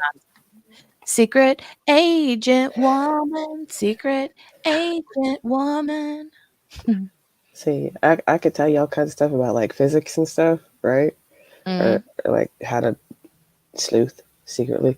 But like if you want me to write a proper English paper, that's not gonna happen. I got all that hard stuff. It's that real basic stuff I'm not good at. I'm not good at most of it. Well, I'm not good at any of that kind of stuff either. Not good at any of that kind of stuff. I remember one time, here we go. Listen to this story. So, my chemistry, like lab teacher, Mm-hmm. at the time, he had, we always made fun of him because you know how you have those guys that have like very hairy knuckles, right? Yeah. Right. Like they're hairy everywhere, right? And he's got he had very hairy knuckles. Yeah. And something was wrong with my Bunsen burner. That sounds wrong when you say I that. know it. Okay, something was wrong with my Bunsen burner. It was not working appropriately, and he comes over there to help me, like, figure out what's going on, got the goggles on and all the things in this Uh-huh. chem lab class, and he's like, "Don't turn that gas on," or whatever, because I was, like, fiddling around trying to get it to work at the same time he's trying to do something, Yeah. Oh no. Oh God. And yes, Steph, So his yeah. knuckles on I fire, right? I set his Hairy hairy knuckles. knuckles on fire. I did. I did. I bet it did Totally not did. smell good in there. Oh, Look I what mean, the room smelled like burnt hair for sure. look what Steph said. Did your buns singe his knuckle hair? Yes, absolutely. My Bunsen burner. My Bunsen burned his knuckle hair. Good gravy. Good Oh my gravy. gosh. I bet he loved that. Uh, Now we know why QB needed a defense attorney. Oh God. Okay. All right. Back to it. Back to it. Back to it. Now we're My going to the Bunsen my lemon. Bunsen burner wasn't working appropriately. Okay. Um, DOJ lab number 41. Hold on, let me get a drink of coffee. Hydrate. Yeah. Hydrate, hydrate, hydrate. Hold on. I'm going to take a shot real quick. Go ahead and speak. I'm listening. Okay. Number 41 says, I recall personally taking the stained mattress fabric to be tested at the DOJ lab in Ripon, whatever. I recall that typically this lab was very busy when we would submit, excuse me. I'm getting a froggy in my throat. No. When we would submit evidence to test for the presence of an accelerant in an arson case, we would sometimes have to wait over a year for results. I am so impatient. I could never have that job. Yeah. Seems excessive, doesn't it? Right? And it kills me that these like what do you call them? Not toxicology, but the whole like when they do autopsies, those things take forever, Yeah. Yeah. Those are toxology. Well, Where they get the chemical makeups of what's in somebody's system. yeah. Yeah, it's a toxology report. Yeah. But even just the whole autopsy itself, those you know, like Well, you know how long it takes to get results for like, tests you have done, right. like health test. They take forever too. So I guess it's all the same. I guess. Um, mm, I specifically recall taking the samples and handing them over to a woman that worked at the lab who was also a volunteer firefighter in Ripon, whatever.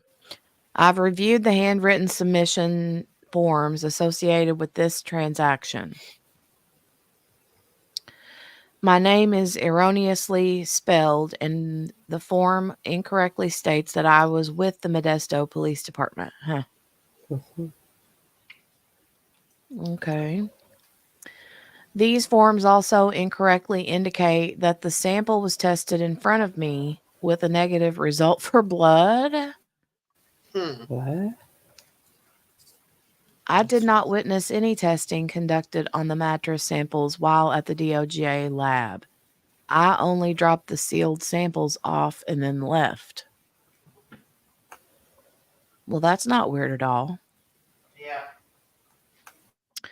Conclusion number 44 says, I left the Modesto Fire Department not long after my involvement with this case. I don't blame you, dude. No.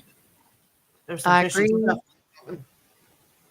I agreed to talk about my observations and the evidence I collected and examined related to this vehicle fire because I have been deeply troubled about what I viewed to be an insufficient investigation into the possibility of this vehicle fire being related in some way to the disappearance of Laci Peterson.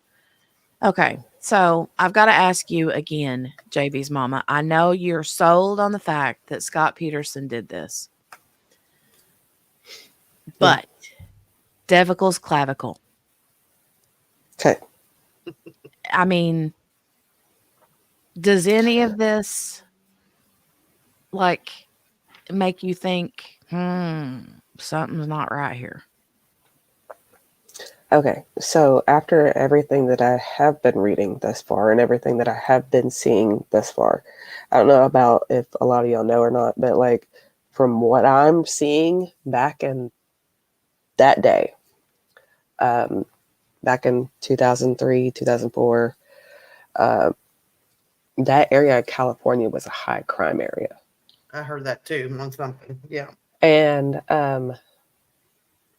so I could see this being pushed off to something else and pushed off to something else and being pushed off for something else. Okay. Hmm. But at the same time, this is the Innocence Project who are trying to get Scott Peterson released or his charges lessened or whatever it may be. Hmm. Right. Right. And this was a very high profile case back in the day. And their objective is to point out inconsistencies. And with this case, there's a ton of inconsistencies. So Right. they're grabbing at everything they can do. Hmm. Tammy, possibly, yes. Possibly. That's what they're shooting for. Yeah, they're trying to. That's what the Innocence Project is doing. They're wanting all this evidence.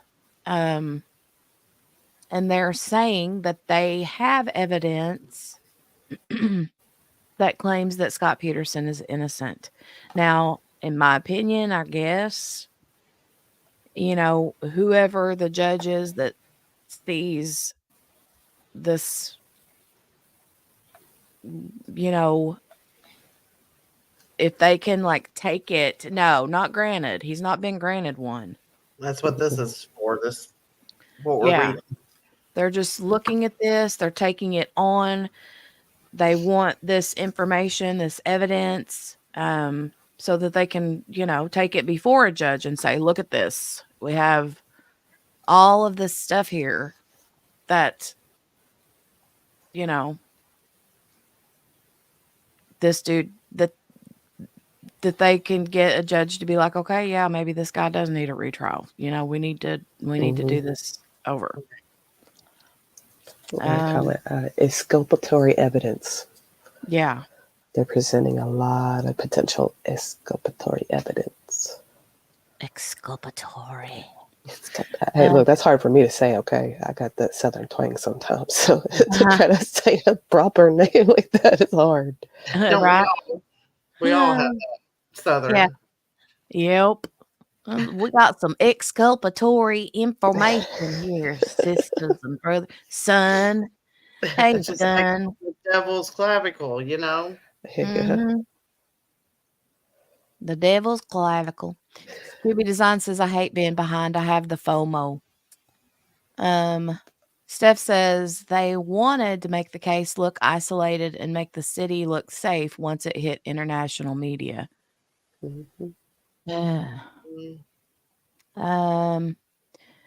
Dawn says, but they usually only take on cases with DNA.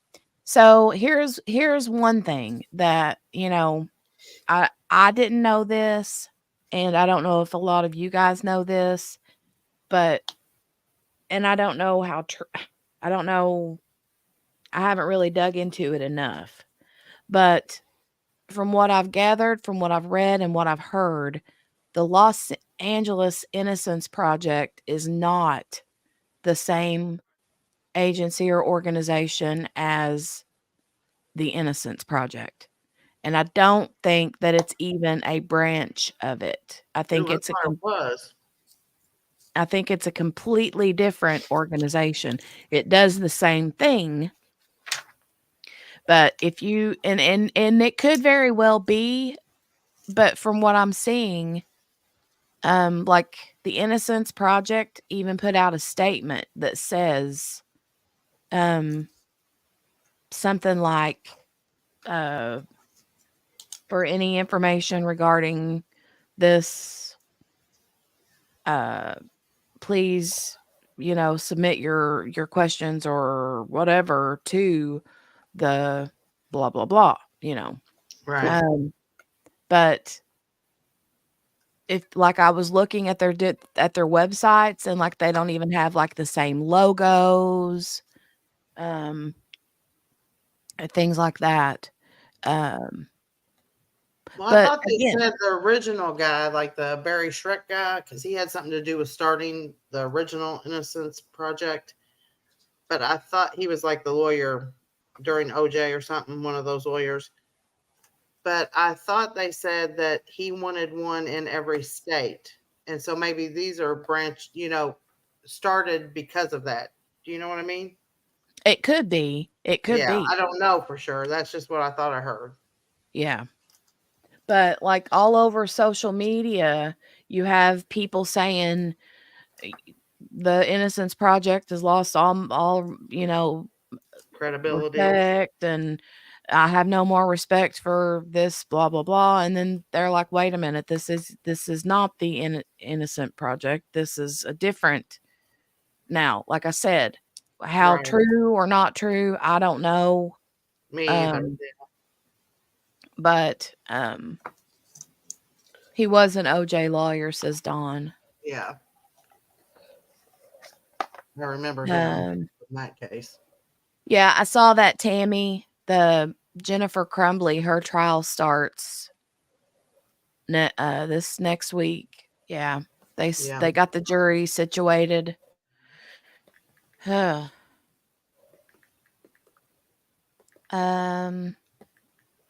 says, Tammy, no, this report was just submitted. It could be some months before the courts decide.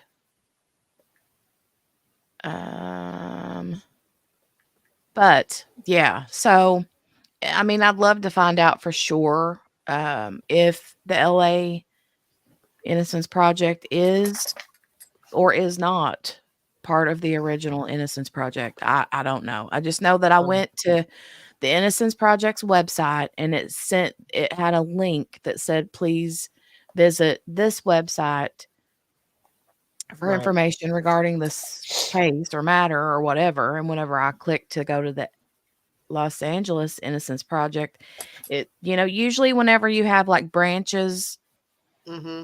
The websites look the same. It's just like different state names or whatever, but like their logos the same and stuff. But their logos were different from each other. So Right. That'd be interesting to know. yeah. Find out. Here, I just quick Googled it. Innocence Project is run by scholars, attorneys, and other uh, practitioners dedicated to readdressing cases of wrongfully accused and convictions. The LAIP provides pro bono investigatory services and legal representation to individuals just in Central and Southern California. Mm-hmm. Is there anything that says, Steph says, so did I. It says that each organization is independently funded. Mhm. Um, But you wonder if it started from that original. You know what I mean? right. And then they wanted to have, like, eventually have it in every state. So each Yeah. state would have their own, I guess. I wonder. Well, I mean, and it's kind of like I'm trying to think. Um, Trying to think of something off the top, like a tax office, like H&R Block or something. The original one started, and then they're like, okay, we want to open one up everywhere. Right. Whether you go to one here or whether you go to one on the other end of the country, it's still H&R Block. Right. Uh, Innocence Project is a coalition, so it's an umbrella of many smaller ones that they don't have control of. Yep. We Okay. got Okay. the Innocence Network. Okay. Well, either way, I mean, both of them have the same. Uh, I mean, when I read both websites, they both said that their mission was to help people who are wrongly accused. Right. I think they have the same mission, like you Yeah. said. Yeah. I mean, I don't think it's any different from one or the other, but Mhm. What's QB Design says here? JB's mama, I sent the appeal brief to Jenny. Get her to send it to you. It's pretty interesting stuff I never knew. Okay. I will Mm. do that. yeah, send it to me too if you would. I sure will. Um, they joined the national network in 2022, but I'm sure the main one has no control over this specific branch. Yeah, that's probably Uh, true. QB Design says, I don't think they hold the same weight. Yeah, I mean, I don't know. I don't know. Hold on, I gotta let this daggone blasted dog out again.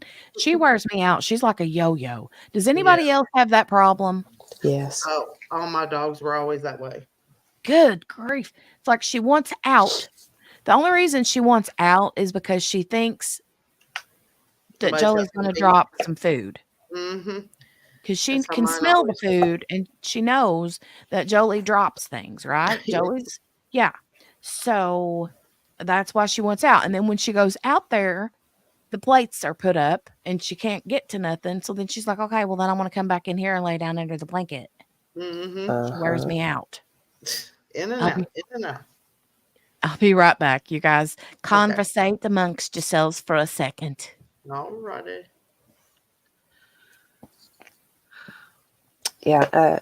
No, Morgana. That's what I was just looking up. Is like there's the Innocent Network, and then Uh-huh. they have branch offs from there. Is what I'm gathering thus far. Right. So they all have I probably because I mean, wouldn't you want to have one in every state? If you just had a national thing, then they would have to travel all over the place, these lawyers. Well, yeah. Not only that, but I mean, every state's got different laws. Right. And so you So would want to have a lawyer that practiced practiced back practiced in whatever state it was in. exactly. That would make sense. So I don't but I think they have the same, of course, like we said, purpose. Yeah.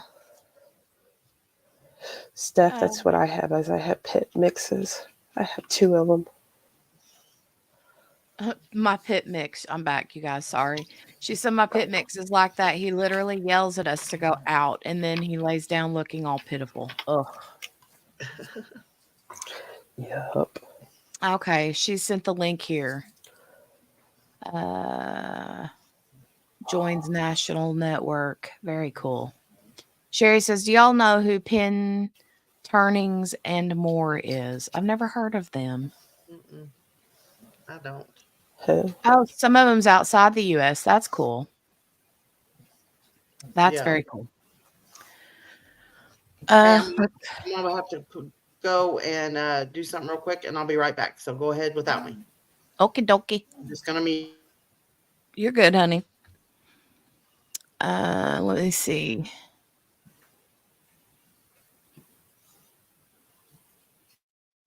Did I read this part?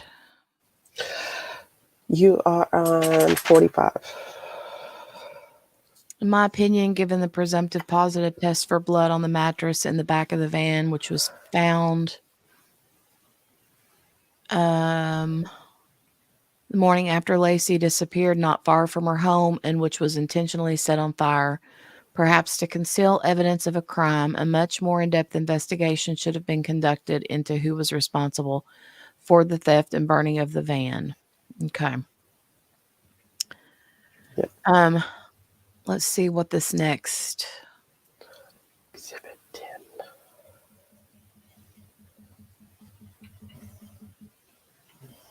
Exhibit 10, Declaration of Homer Maldonado. Okay. So we're going back into the Maldonados. Because the first declaration we got was from his wife, I think. Helen. Yeah. Declaration of Homer Maldonado. It says, I, Socorro, what a cool name. Homer Maldonado, hereby declare under penalty. Okay, blah, blah, blah. Number 1 says, I'm a retired commercial painter. My wife, Helen, who goes by the name Sue, and I've been married for 60 years. Well, congratulations. 60 years is amazing. And we have lived in our house on Phoenix Street in Modesto, California for the last 27 years. In September of 2023, attorneys from the Los Angeles Innocent Project contacted me and explained that they were investigating the case of Scott Peterson. The attorneys asked me if I would talk to them about what I saw and what I reported seeing on December 24th, 2002, related to the disappearance of Laci Peterson, and I agreed. The attorneys visited our home first on September 13th, 2023, and we spoke a short while out on our front porch, but we had company at the time, so we agreed to meet again in a few days to pick up where we left off. We met again on September 15th, 2023. On the morning of December 24th, my wife, Sue, and I left home about 9:30 a.m. to head out to do some shopping and drop off a Christmas present to a coworker. Before we got into the car, we stopped and talked to one of our neighbors for a few minutes and gave them their Christmas gift, which is something we did every year on Christmas Eve. After that, we got into our Chevy station wagon and went on our way. Our first stop was at the USA Mini Mart gas station located at the corner of Camellia and Miller Avenue, where we stopped to get gas. I recall that the gas station was busy and there were cars waiting in line to get gas. I got out of the car to pump the gas while Sue went inside the store to buy some lottery tickets. The USA Mini Mart gas station later became the Busy Mart gas station, but the photo attached as Exhibit A generally shows the layout of the gas station as it appeared in 2002 when we stopped for gas on December 24th.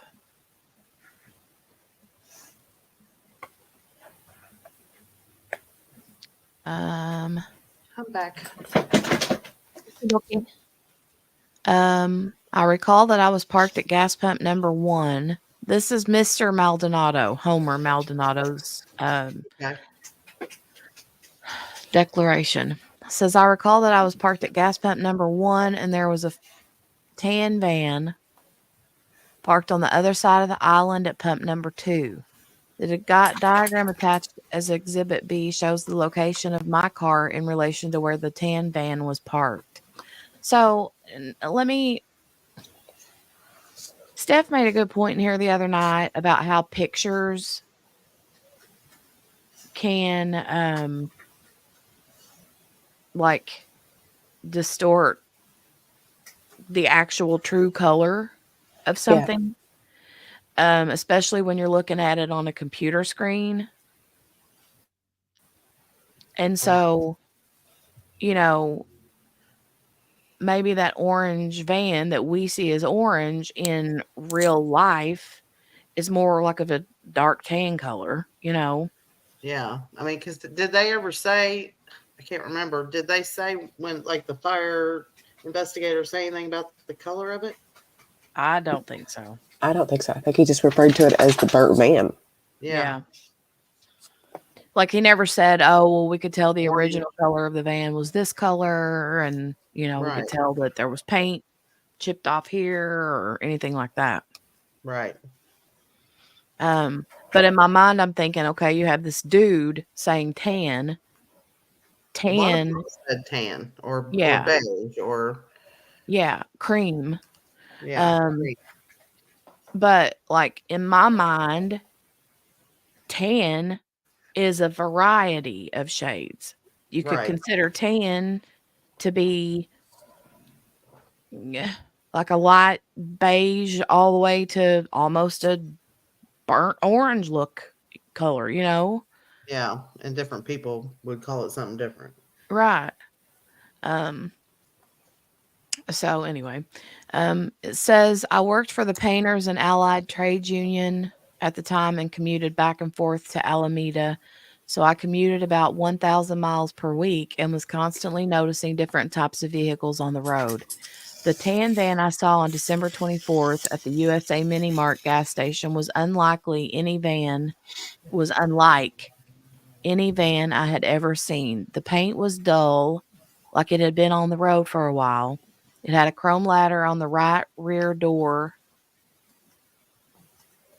Oh, the right rear door would be the The one that door we thought, or on that that you and Lee Lee thought there saw. was. Yeah, because that would have been the right rear door. Going from the bumper to the roof, a chrome roof rack on top. Now, I didn't see a chrome roof rack on top of that van. I didn't either. And a tire mounted on the left rear door with a cover that had chrome rim with the rest of the cover painted the same color as the van. Well, we couldn't see the back of that door because they had it covered with a tarp. Right. The van had windows in the back with white curtains partially covering them and windows on the passenger side in the rear portion of the van with curtains covering that window. And see, there were no windows on the driver's side of the door of the van Right. in the back. Mm-hmm. The attorney showed me photos of several different styles of vans and asked me if any of the photos appeared to have any characteristics similar to the van I saw. There was one photo I saw that had a ladder and rear mounted tire that looked similar to the van I saw, and it's attached as Exhibit C. Prior to September 2023, no one who interviewed me ever asked me to try to identify the type of van I saw. Attached as Exhibit D is a color chart where I have initialed a color, there we go, that closely resembles the color of the van I saw, to the best of my recollection. Very cool. Yeah. As I was pumping gas, I saw a man walk out of the store toward the tan van, and I heard a man's voice coming from the van call out, "Got the cigs?" And then the man who was walking out of the store mumbled something back to him. I did not see which direction the man was walking out of the store went. The man I saw was in his late 40s or early 50s, roughly 5'8", 5 to 5'10", and approximately 150 to 155 pounds. He was wearing a white T-shirt and was very unkempt. He had facial hair that appeared to be roughly 3 to 5 days worth of growth. I recall that the van drove around the store as it exited the gas station. I did not see which way the van went when it left. Um, Not to interrupt, Hmm. but I did go ahead a little bit to see those exhibits, Yeah. and that color is more on the orangey side than the tan side to me. You know what I would Oh, think is tan. What do they call that? okay. But now the van, I don't know. It's hard to say, but you'll have to look when we get there. But I found that interesting because we just said it. So Uh, go ahead. Sorry. oh, you're good. I was just going to come check on the chat really quick. Steph said that link says there's more than 70 worldwide of the Innocence projects. Huh. Well, that's wild. Um, it would be nice if this was organized. Very good observation, Jenny. I used to do that all day in the photo lab correcting colors. Mm.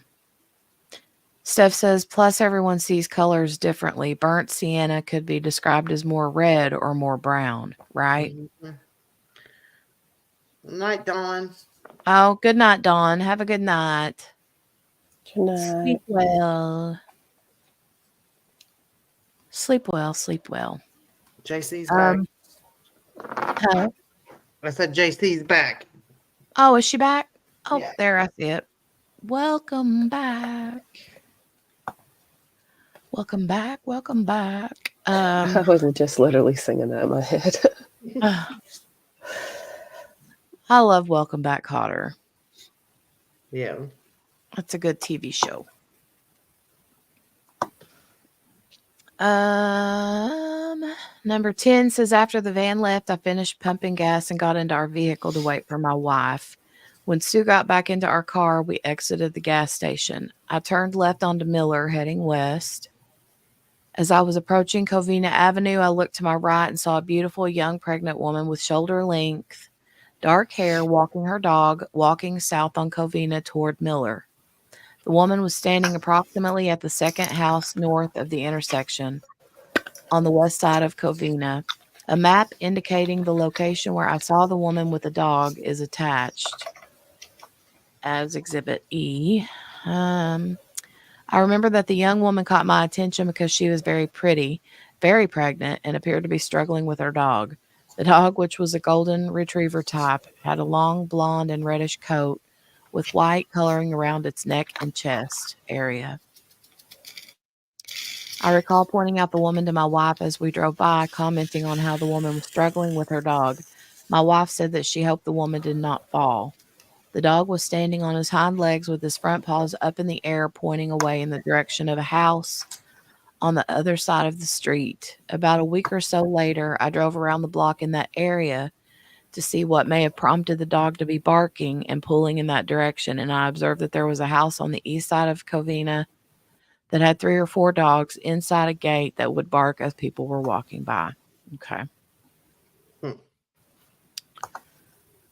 I recall that I was driving pretty slowly down Miller Avenue after leaving the gas station, and that as I continued driving past Covina on Miller, I looked in my rearview mirror to see if the woman was still walking her dog. I had an extra wide rearview mirror in the station wagon and recall looking back to see if the woman had made it to the intersection. I saw the dog first and then saw the woman behind the dog. Looking in my rearview mirror, I saw her turn right onto Miller heading west, but I did not see her cross the street. And then in writing, it says, I recall, I think that says recall, Yeah, I think so. Yeah. that the rear window of our station wagon was rolled down. Okay. Why would it have been rolled down in December? I don't know. That I don't know either. I don't know. Um, the attorneys from the Los Angeles Innocence Project asked me if I could recall any details about the dog I saw. I showed them a 2001 to 2002 calendar that I asked my wife to save because it has golden retrievers on the cover that reminded me of the type of dog I had seen. A photo of the calendar is attached as Exhibit F. The attorneys showed me a photograph of a dog that looks similar to the dogs on the calendar cover and asked if it resembled the dog I saw on December 24th. The dog in the photo looks just like the dog I saw on December 24th. A copy of the photograph of the dog that was shown to me is attached as Exhibit G. Um, I recall the pregnant woman I saw walking her dog was wearing a white long sleeve blouse and black pants. She had brown hair that went down to about her collar. I recall seeing photographs of Laci Peterson on the news and around the neighborhood after she went missing. I recall immediately recognizing Laci as the pregnant woman that I had seen walking her dog near Miller and Covina on the 24th. I'm positive the woman I saw walking her dog on December 24th was Laci. Hmm. After leaving the Mini Mart gas station, my wife and I went to drop off a Christmas gift at a friend's house on Grape Avenue, and we went to do some shopping at Save Mart and Long's drugstore. Okay, this is the guy that had the receipts. Right. Mhm. I'd estimate the time I saw Laci was around 10 a.m. on the 24th, or perhaps a few minutes earlier or later. January 1 says, when I read in the newspaper that the police were seeking information from anyone who may have seen Laci alive, I called the Modesto Police Department tip line and reported what I'd seen. The attorneys from the Los Angeles Innocence Project showed me a report bearing my name, indicating that I called the MPD tip line on January the 1st. I recognized my name and information in the report. A copy is attached. After I called the tip line on January the 1st, no one from MPD called me back. I was concerned that the information I gave was not properly relayed to the investigators who was supposed to be looking for Laci. On January 3rd, I decided to go to the MPD Search Command Center located in East Loma Park to make a report in person. I spoke to the officer who said he was in charge of running the search team. His name was Sergeant Ron Cloward. The Los Angeles Innocence Project attorneys asked me if I would recognize Sergeant Cloward if I saw him in a photo, and I told them I probably would. I was shown a photograph of a man, and I told the attorneys I recognized him to be Sergeant Cloward, whom I met with at the MPD Search Command Center on January 3rd. Photos attached as Exhibit 1. I recall seeing another MPD officer there who I only heard referred to as Officer Jim. Mm. I told Sergeant Cloward about the woman I recognized to be Laci walking her dog on the morning of December 24th. I told Sergeant Cloward about the van I saw at the gas station the same morning. He did not write down anything I said. Okay. Sounds. When I explained to Sergeant Cloward that I'd seen Laci walking her dog on the 24th, he told me and my wife that scent dogs had tracked Laci's scent going in another direction, and that the dogs could tell that Laci was taken in a vehicle, not on foot, and that the dogs were really smart. I understood Sergeant Cloward's statement to mean that based on information he had, what I saw was incorrect and could not have been Laci. He was very dismissive of my report and did not ask any questions. Mm. No, that's crazy. Not So, believing see, it. it's that kind of stuff. It's that kind of stuff. I mean, I understand if you're getting, oh Lord, Steph has found one of the new kids on the block on the Epstein list or something. Oh my Lord. Uh-oh. Jeez. The one thing I don't like is that young Jeffrey Epstein looks exactly like one of the, oh, never mind. Looks like one of the actors from that show. No, wait, no. It was one of the members of New Kids on the Block. Steph says, "Wait, what was rolled down? Oh, she's behind." Or what we Uh, have reading her. QB says, "Sorry, Morgana, I meant for you to get it too. That was when JB's mama was talking about her doubts. I'm still catching up." Oh, that's fine, QB. No worries. Henny says, "Wow, that's not good." Steph says, "Whether it was Scott or not, this is an injustice to Laci to not investigate." Exactly. Yeah. Hmm. No, you're behind in seeing chat. Oh, Yeah, that's what I was saying. That's usual, isn't it, Jenny? sorry. Ay, ay, ay. Well, she is reading those stuff, so Um, well, number 22, I think. Yeah. My wife and I stayed at the MPD Search Command Center after talking to Sergeant Cloward and volunteered in the search efforts for Laci. Attorneys from the Los Angeles Innocence Project showed me a report dated January 3rd, which has my name and address on it and indicates that my wife and I participated in the search. This report accurately reflects my name and address as well as the areas I recall searching on that date. A copy is attached as Exhibit J.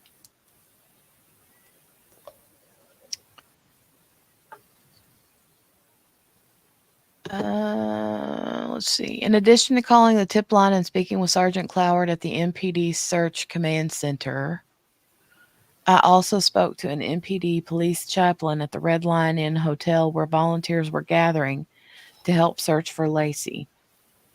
I told the police chaplain that I had seen Laci on December 24th. Attorneys from the Los Angeles Innocence Project showed me a police report dated the 14th of January, which MPD Chaplain Crocker reported that someone had repeatedly reported that they had seen Laci on December 24th around 10 a.m. I believe Chaplain Crocker is who I spoke to at the Red Lion Inn, and that this tip is describing my efforts to report what I had seen. Copy of the report is attached.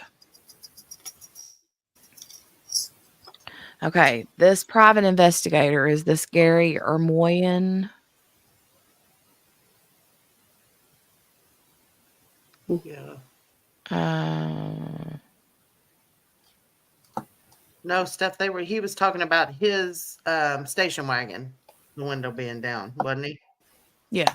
Yeah. Yeah. The one him and his wife was in, yeah. She thought maybe the van window was down. Mm-mm. No, it was talking about the station wagon back window. Right. I think he was just trying to say I had a clear view. Even my window was down and I could tell which direction she went in, you know. Right. Right. On January 10th, I was contacted by Gary Ermoyan, a private investigator who was looking into Laci's disappearance. Mr. Ermoyan explained that he was contacting witnesses who had seen Laci on December 24th. I told Mr. Ermoyan about what I had seen that day, including seeing the pregnant woman with her dog and the old tan van that I saw at the gas station. I provided him with my original receipts from Save Mart and Long's, showing the times we checked out at those two stores on the morning of December 24th. Los Angeles Innocence Project attorneys showed me a copy of the report authored by Mr. Ermoyan and a photocopy of the receipts I provided him.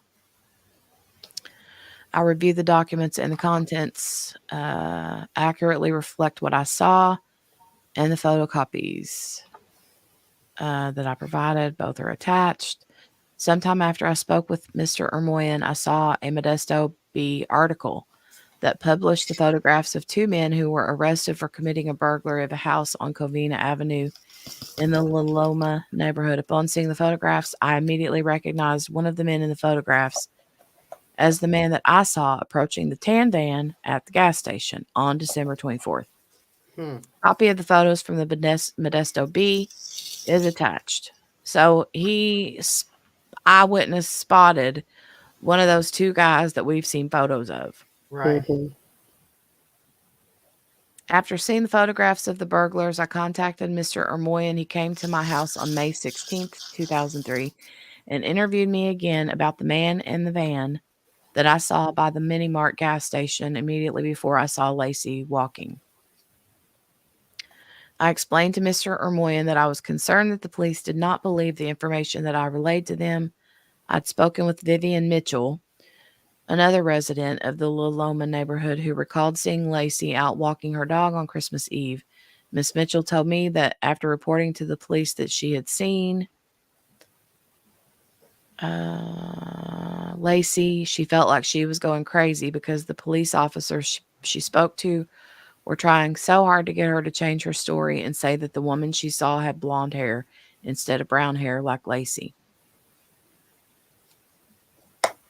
So now that's been mentioned over and over and over. Why would they do that? Why would the police? I mean, I understand that they have a narrative. They've already got their eyes set on Scott Mm-hmm. and this, that, and the other. But beside, like, what other reason would they have to do that? And why would somebody that's a witness lie and say, oh, the police were trying to tell me it was somebody that had blonde? Like, why would they even come? If she's lying about it, why would she lie about that? Exactly. Yeah, you wouldn't. I mean, she wouldn't. Why would she? There's no reason. Good night, Gail. Good night, Gail.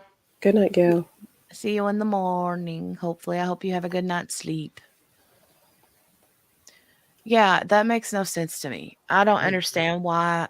I mean, I understand why the police would be like, you mean it was somebody that had blonde hair, right? Because I could hear them saying, well, everybody else is saying, all these other witnesses are saying that the person they saw walking their dog had blonde hair. Are you Mm-hmm. sure they didn't have blonde hair? And, if if you're like, no, the chick I saw had dark hair. She had dark, dark, dark hair. Right. It's like Steph just said, though, trying to convince the witnesses that they're mistaken so they'll shut up. Yeah. Yeah. Gaslighting, says Skippy Designs. Yeah. Mm-hmm. Ugh. Um, Attorneys from the Los Angeles Innocence Project showed me a report authored by Mr. Ermoyan recounting the interviews he conducted with me on May 16th. This report accurately reflects what I told Mr. Ermoyan on that date. A copy is provided, blah, blah, blah. Mr. Ermoyan found an attorney. On May 22nd, 2003, Mr. Ermoyan and an attorney named Matt Dalton returned to my home to film an interview with me and my wife.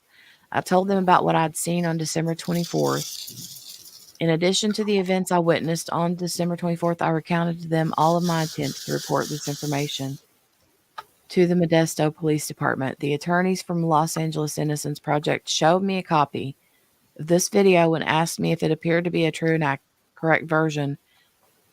I recognized myself and my wife as the subjects.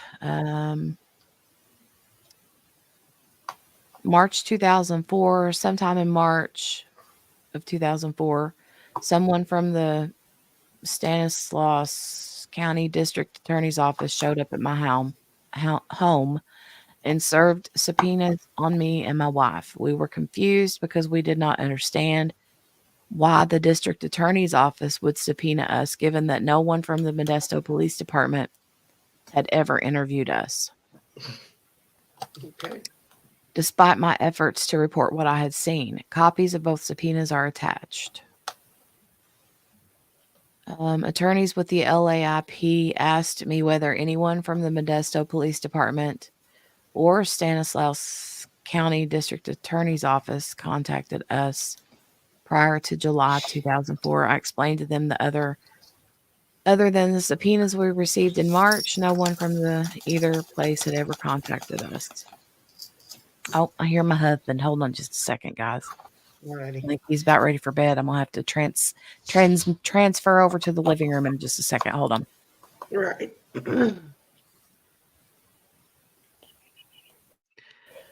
Right, Steph? I Yeah. swear that's what he said today. Did anybody else go back and see if that's what he said? That's what I heard. I heard ladies and germs, and I was like, did he just say germs? Right. I think I want to go back and hear that. I don't know where to find it at. I mean, I know it's in today's thing, but Was it when they were doing the rebuttal on the prosecution's closing? Yes. Yeah, the other lawyer, not the big guy, but the other one. Um, QB Design said, I also heard Roger Rabbit, right? Yeah. I wonder exactly, Tammy, and I wonder if he said something about um instead of ladies and germs, maybe he said something in jurors or But he something. said ladies for sure. Oh yeah, I Did did. he? So why would he say ladies and jurors Yeah, or jury or that didn't make sense? I don't know. You gotta. Well, we have to hear that again sometime. Yeah, I'll I have to was do like, that. what did he just say? I didn't catch it. I didn't catch it. But give me a couple of minutes if you guys want to chit chat for just a second. Um Okay. I'm going to Did he say gents? I, Ladies and gents? I don't know. I swear it was germs, but could have been maybe.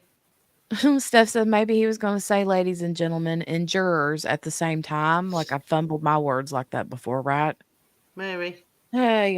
I don't know. QB All says right. no. He said germs. At least for me. Nah, Yeah. he said germs. That's right. That's what I say. Uh-huh. And he's forever, right. That dude is forevermore Roger Rabbit. It's not Yep. Roger Rugged or Rat Rugged or whatever. It's Roger Rabbit. No, it's my I'm gonna go that. ahead and get out, not get out of here, but I'm gonna Don't unplug leave us. my laptop and head to the living room so Dale can go to bed. So just give me a few minutes to get resituated. So Okay. I'll be right back. Alrighty. You guys, take it over. Take it over. But Trying I to. don't know, Sherry, why he would say ladies and jury. That's what threw me. Because somebody did say in the chat.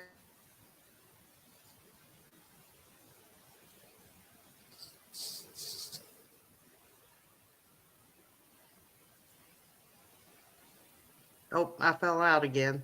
You Yeah, were you by did. yourself. I was. I was like, oh, wait a minute. She left. No. I don't do good by myself. I'm here for just a split second. I haven't made it out of the bedroom yet, but I could feel JB's mama's like nerves shoot through the roof all the way to here. I can feel her like, uh-oh. What do I do now, George? What do I do now? Which way do I Where go? did Which he way go? do I go, George? Which way do I go?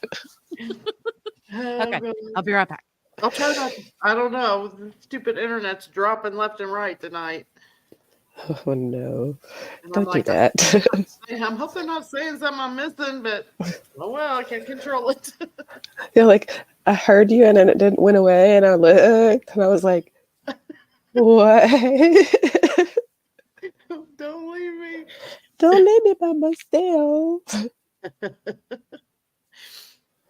Steph will save you. She's saying, I think. Here she say, JB Mama. I'm about ready to just start calling you JB. That's fine. You can call me It's JB. easier. I'm like, the sound. Every time I say JB Mama, I'm like, I don't know, like I say it funny or something. Yeah. Must be my Well, southern accent, Mama. look. Oh, all right, Steph. Yeah, you could have just started singing. No. I'm trying Not gonna not to happen, get a right? sinus. No. I'm trying really, really hard not to get some sinus stuff going on because our weather went from like 3 degrees to like 50 degrees. Yeah, So ours now too. I'm all out of whack. And Yeah, yeah. I have to keep muting because I'm coughing. Like hit the mute button. That's how I was a couple of nights ago. Yeah, but it's supposed to be 60, I think, tomorrow. And last week it was like single digits or minus something with the wind chill. I'm like, what? Yeah. Can't make up its Yeah. mind. Like we were almost at like 60 degrees today Yeah. here. And I'm just like, It's been raining here, so yeah, here too. Like, I'm like, dead. stop. You can't get Yeah. just a 60-degree day with some sun. That'd be nice. No, not in January, right? No. Right. Not going to happen. Nope. Yeah. Steph said, yeah, it was 40 on Sunday and in the 70s today. Headache City. Yeah. My daughter's had a headache for like 3 days. Yep. This Yeah, and storm. I'm like Go ahead. go ahead. I'm like a couple weeks ago, we had our first round of winter weather. Mm-hmm. Everybody in the house got the sniffles and the creds and then all this. Yeah. So I was like, you know, Miss Mom. So it's Yeah. like saw in the house and the cleaning up and now it's me and I'm like, I just don't want to do nothing. Yeah. Let me Exactly. stay in my room.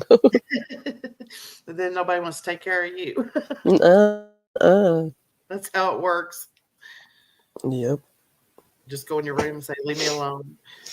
That's kind of like how I was today. I was like at my bed and I had my table for my diamond art, my light pad and everything. And then I had my bed and I was like, yep, this is my home today. That's right. I don't blame you a bit. So. All right, you guys.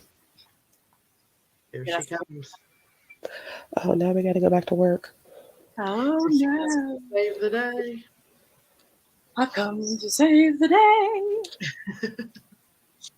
The judge was interrupting him at the same time, I think. Oh, are they talking about Tucker again? Lord, Tucker was something else. Yeah. We were still, I think they were still talking about the germs and the jury and the. I heard you guys talking about the weather, and here, like, well, Morgana and I are super duper close. We're like 30 miles away from each other or something. Yeah. And, yeah, it's been nothing but rain, man, but it like was warm today compared to, I mean, I've had to let my water drip and everything for the last week and a half, 2 weeks at night, letting the water drip because we live in an old farmhouse and, Yeah. you know, we have trouble with stuff. No, we have not, Steph, but we're going to. We will. It's a stupid, you know what? And I've got old people in the house, so. Yeah. Still scary for us. Yeah. Yeah. Not that I think you're infected or anything. Well, you just never know. I mean, it's better to be safe than sorry. I totally get that, and I 100% understand. If I had, I mean, when you got people that are susceptible to any and everything, you do what you can and have to do to, so I totally get it. And I'm like, I told my husband, because when you sent me that last thing about meeting up, I said, she's going to think I'm trying to avoid her, but. No. Like, yeah, she's probably going to think, what is wrong with you? No, not at all. I know how it is. Like I said, I've been caretaker before for, a lot of my own family and friends. Yeah. And well, I mean, mom's like I said, she's 86. My husband's 77. Had to think about it. So, yeah. I get it. Yep. I completely understand. I'm caretaker for my dad, and then I have an autoimmune disease. Yeah. And see, I'm diabetic too, so they say that's not a good thing for it. So what are you going to do? I became a recluse a few years ago. Yeah, us too. I'm tired of it though. It's exhausting. That's hard work. It's really hard work. Yeah. But we took care of, I mean, I could name a bajillion people that were in our family, aunts, my papa, my mom. We took care of my dad. And then we took care of Dale's mom for a little while. Right. And then, back even when I had a diamond painting channel, when I started that after the whole COVID thing, I had Mhm. a really good close friend that was in hospice care, and he didn't have any friends or family. He was from Germany Mhm. Mhm. originally, and he didn't have any family or friends here in the States. And I Right. felt bad for him. I mean, he was like family to us because he's been such a good friend for 20 some years, almost 30 years or more. Mhm. And so we let him. I brought him to stay with us, and yeah, Yeah. Yeah. was not easy. Yeah. And I mean, my best friend from high school, her husband got COVID and he passed away. Mm. And like he wasn't, oh, I mean, he didn't really have any medical issues, and it freaked me out, because he's not, he's close to my age, which, because, 24 years different. So I'm in my 50s. So he's around my age. But it was shocking, like, at that time. Mhm.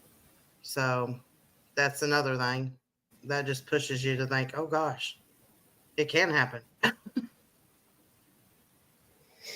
Yep. Oh my gosh.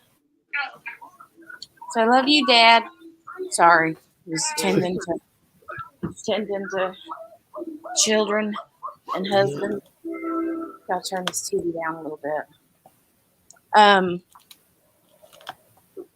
she's supposed to be going to bed with him pretty soon, so we will get that taken care of soon because she's needs to go to bed earlier tonight than she did last night. That's for sure. She had a little sugar, I think, last Yeah. night. JC says I'm almost done de-hoarding my aunt's house. I'm pretty peed off. I keep my house spotless so that I don't see any kind of bugs. She's a hoarder, and I haven't seen a sign of any bugs or mice. Ooh, I would. Yeah. Bugs Mm. kill me.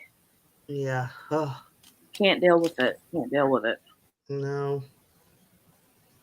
Sherry said I was a caregiver for over 20 years plus, and I recently had to retire from it. Yeah. Mm. I bet, Tammy, because you've already got lung issues as it is. So, Yeah. I don't know. It's still, like I said, it aggravates me, but what are you going to do? right. Just keep on keeping on, I Yep. guess. Yep. Yep. Um, let's see. Where did we? We I have to look. are Which right number? there at number 32. At the bottom. Number Yep. 32. Okay, here we go. It says the attorneys showed me a report by District Attorney Investigator Bill Grogan stating that he interviewed me and my wife on July 28th. I recall one day in 2004, July 2004, I was walking out of our house and I had just locked the door when a man approached me. I do not recall his name. He did not show me a badge. Oh my God. Hi. I do not recall his name. He did not show me a badge or tell me that he was part of law enforcement. He said he wanted to talk to me about the report I submitted about seeing Laci. We talked for about 4 minutes. He did not write down anything I said. I don't recall seeing a recording device, and he did not ask me if he could record our conversation. I recall he had gray hair and was driving a silver Nissan. He was wearing khaki pants and a tan zipped up jacket. Hmm.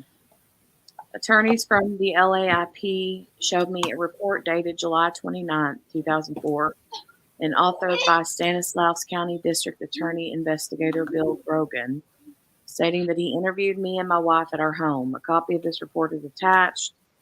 I do not recall the interview with Mr. Grogan, but the contents of his report are generally consistent with other reports I've given in the case from the beginning about seeing Laci walking her dog.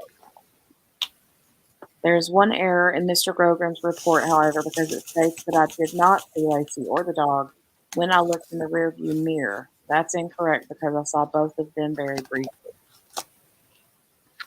Hmm. At some point, probably from watching the news about Scott Peterson's trial, I saw a report about the prosecution arguing there were other women walking their dogs on December 24th and that witnesses were confusing Laci for those other women. I told the attorneys from the Los Angeles Innocence Project that I wished I could see photos of those other women so I could see if I was confused about seeing Laci. So they showed me photos of several women who may have walked their dogs that day. After looking at those photos, I can confirm that I did not confuse any of those women with Laci Peterson. The photos I reviewed are attached as Exhibit Q. The woman I saw walking her dog on December 24th was Laci Peterson. I was never called as a witness by either the defense or the prosecution at Mr. Peterson's trial, although I was subpoenaed by the prosecution. I've never testified about what I saw on December 24th. I was available to testify at Scott Peterson's trial in 2004. I would have testified had I been called. I lost my place. It's at the last sentence. I was available to testify at Scott Peterson's trial in 2004. I would have testified had I been called and would have done so truthfully and consistent with the facts in this declaration. It has always troubled me that Mr. Peterson was convicted without the jury hearing this information, as well as information from other witnesses like Vivian Mitchell, who also reported seeing Laci walking her dog on December 24th. I have always believed then and continue to believe now that the woman I saw walking was Laci. I've told anyone who would listen about what I saw that day because I believe that I saw Laci alive and walking on December 24th, 2002. Well, he's adamant about what he saw. Yep. It's just crazy they didn't follow up. Especially with so much proof to back up what they were seeing and when they were and everything. And he had detail, a lot of detail. Mm-hmm. Now here comes all these pictures and stuff. Yeah, you got a lot of pictures coming up. Yeah, so this is the gas station. Mm-hmm. I saw these pictures over the last couple of days. Yeah, I see that, baby. It's a gas station. Yeah.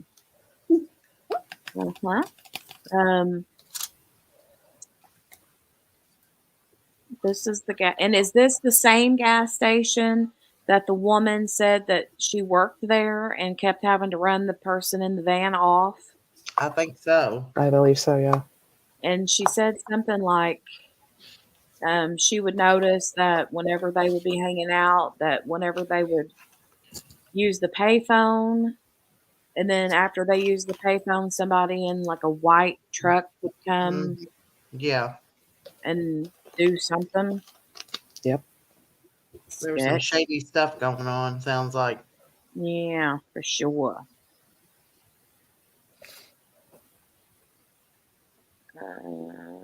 Exhibit B.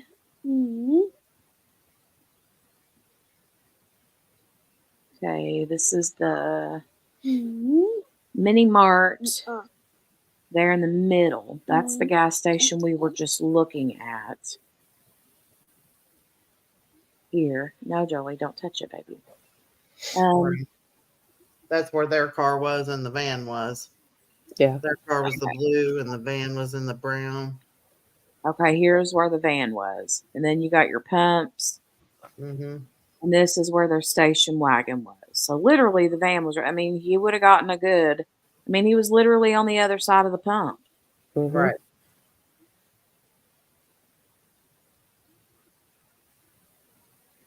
Wow. And then the man associated with the van was right there. Coming out, yeah. And then this is where he was standing. When he Hmm. heard him say, when you heard the other guy say, "Did you get the cigs?" Right. Okay. All right. Exhibit C. Now there's the kind Okay. of van he said it was. Or he, Yeah. And yeah. see, that's exactly that would have been because, like Lee said, you guys, he saw the rack. Well, I mean, the rung, he said what he saw it could have been a rung. I Yeah. mean, like, I think Lee said he saw the rung like down here Yeah. instead of like up here. But I mean, I don't know that they're all the same, right? And if there was Right. damage to it or something. Um, and then he says a chrome roof rack. I don't see a chrome roof rack. Yeah, I didn't see it in the burnout one, but Mm-mm. And then that. the tire cover. Yeah, but it looks like that there are windows on the passenger side. Yeah, Looks Yeah. like On window that or on one. the driver's side. I mean. Yeah, But on I this it one, does. yeah. Yeah, if you look out that back window that has the ladder to it, if you look through it, there's a window on that driver's side. Yeah. Yeah.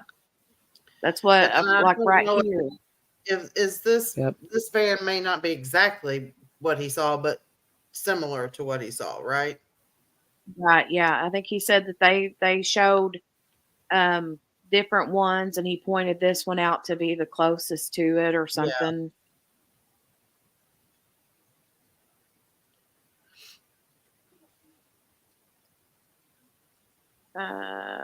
Exhibit Here's the D. colors. Yeah, we got colors. Okay.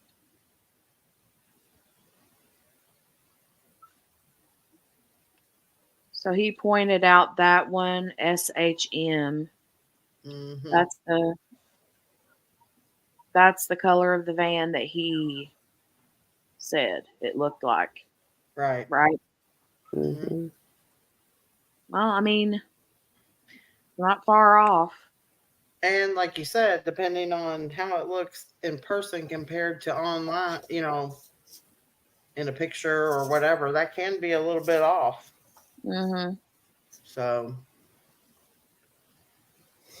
Well, I mean, I'm definitely like whenever I hear tan, I think mm, of I think more the something bottom along one. something along this line or a little bit lighter even, you know? Yeah, lighter than that Yeah, for me. for me too. But you have some people who would think that this dark orangey red down here would be what's tan, you know? Hmm. Hmm. Right. So it just depends on the person, I guess, who you ask. But I still say we just need to send a diamond painter out there. They'll give you that exact DMC code. I Right. agree. I agree. 100%. Okay, so these are this is where the map location here Right. we have so this here is the house with the four dogs when he said um that he was looking to see when he drove back by I think he was the one that said that that's what her dog would have been barking at Right. was that house here. So here is where Laci was at. And this is where the station wagon was. Stop going. And then here's the mini mart. Okay, so the mini mart is closer than I thought it was to their house. Well, that's where she was walking. Is that right by her house? I mean, how close is that to her house? Do Oh, we know? I don't know. Where's Covina Avenue? Hold on Can't. just a minute. I'll pull up Lacey's address and pull it up on Google Earth This real right fast. here. This is Covina Avenue, so she's Yeah, walking that is on the Covina. street. Yeah. But I didn't know where her house was on that compared to where he saw her. You Right, know what I'm right. saying? Yeah.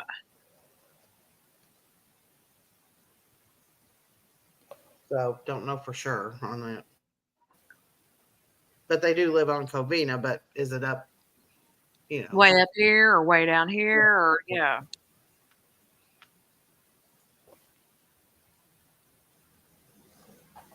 Because there's Loloma Avenue too, the big one Mhm.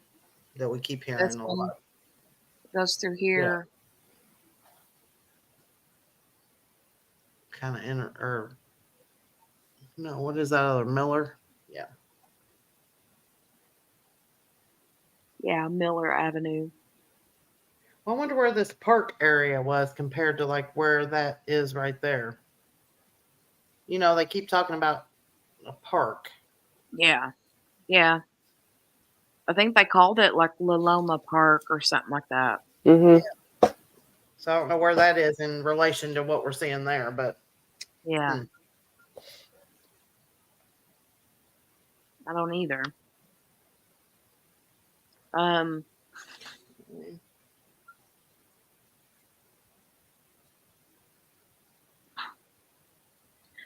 I am wondering though how far their house was from the mini mart.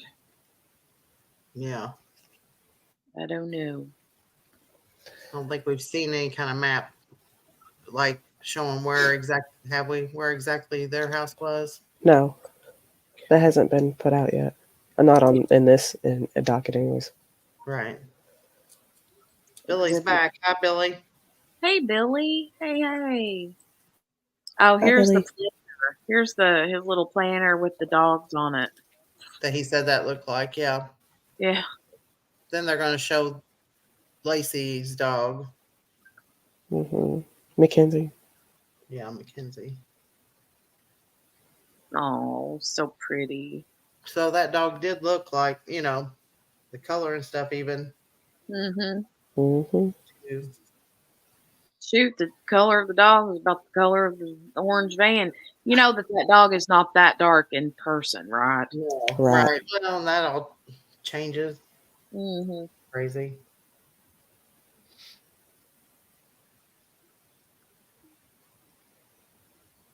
It's untelling what that poor dog witnessed. You know what? If only dogs could talk. Yeah, exactly. What is this? Calls. Um, 14809. 1455 hours. That's what? Uh, Don't ask me. I'm not good at that. What is it? 14? 1455. 1455. That's like what? 1455 is 2:55 PM or AM? p.m. Okay. Assyrian Channel 23. Getting ready to do a show and wanted to talk about the 459R. I referred it to Doug Ridenour, who was in the office. What is this? Is this like radio calls or what? Like I don't know. I'm going to go police back and station? see. Yeah, I was gonna go back up. I was already scrolling back up. Date. Daily logs. There's Jay. Trying to find it. Oh, okay.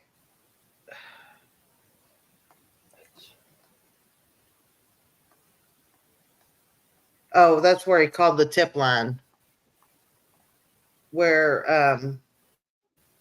you know, and he said they showed him a copy of this, that the lawyers showed him a copy of this.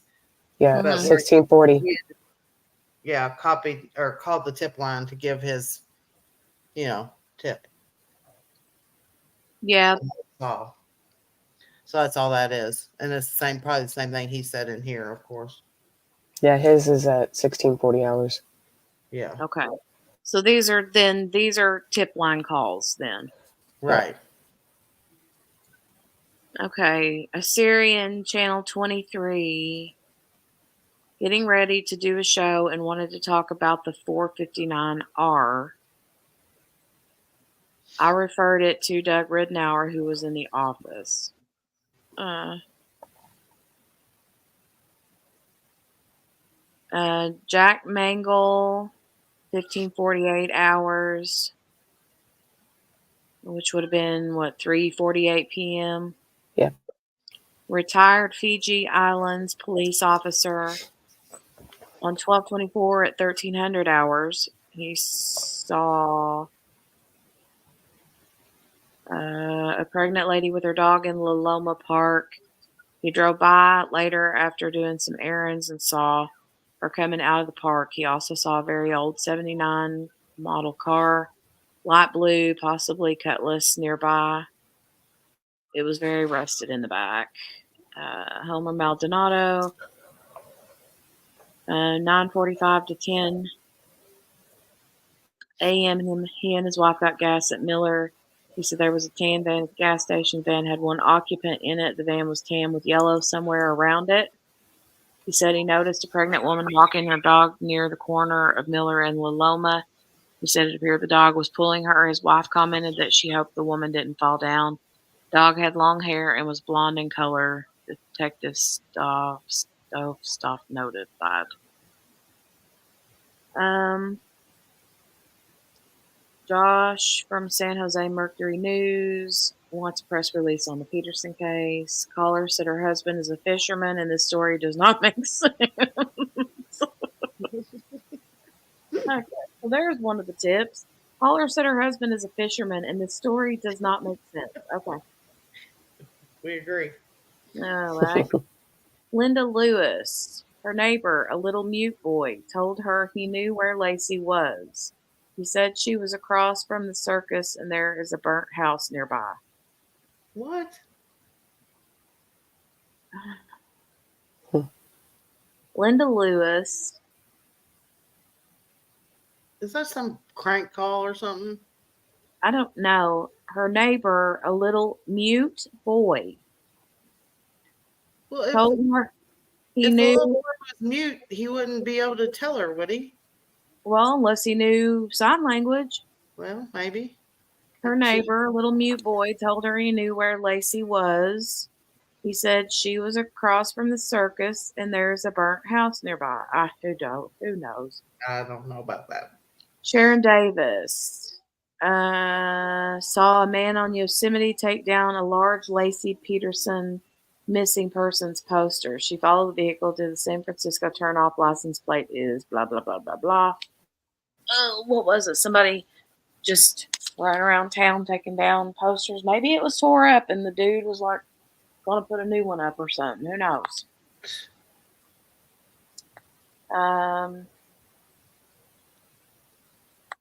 She and her husband, Ronald Davis, were driving on Yosemite near D Street where they saw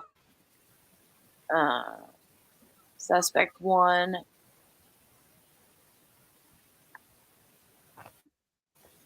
Late 20s, early 30s, dark complected, not Hispanic, average height, stocky, something on his head, full head of hair from the back, unknown color, unknown pants, bundled in a jacket. His vehicle was a medium-sized white Mazda pickup with scratch marks on the back of it.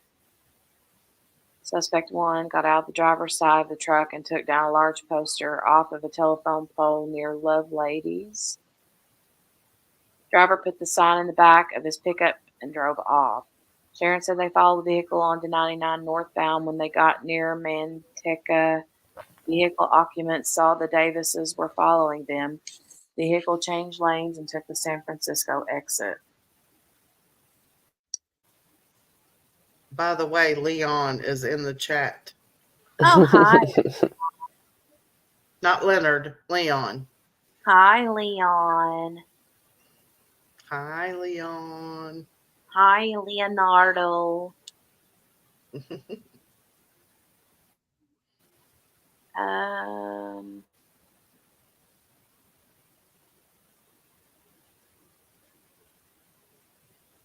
Oh, Lee's in That's here. Now I'm looking. Lee has given me all of the times. I see you. I see you. Hold on a second. I'm gonna have to go check on the child. She's in there in the kitchen by herself. She's probably got the sink running and Oh Lord, you better check. load. Hold on a minute. I'll be right back. Okay. Yep, yep. Who's this dude? Is he the cop or what? Who is this guy, JB? That's just reporting where I guess where he saw the news, the briefings of her finding out that she was missing, things along that line.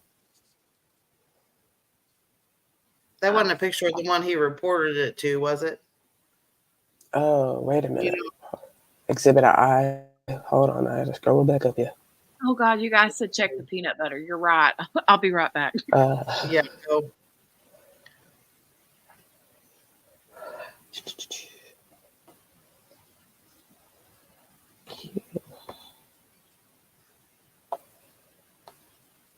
Good night, JC.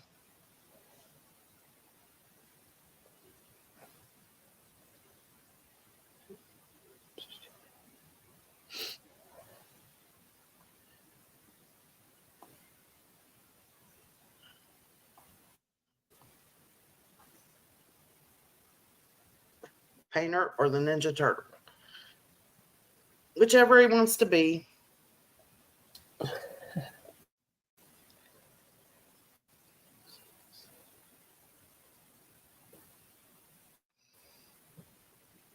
Yes, it is the officer they recognized. The one that he towed Yeah. or went up to and towed. Yep. Okay. Sergeant Ron Cloward. Cloward, yeah. Yep. Because then the next thing is a daily Oh, log or something. Shows Yep. about him.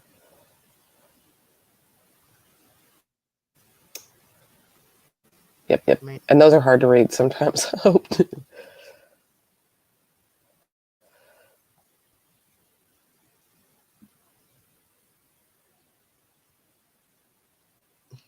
Steph says, "Why do squares take so long?"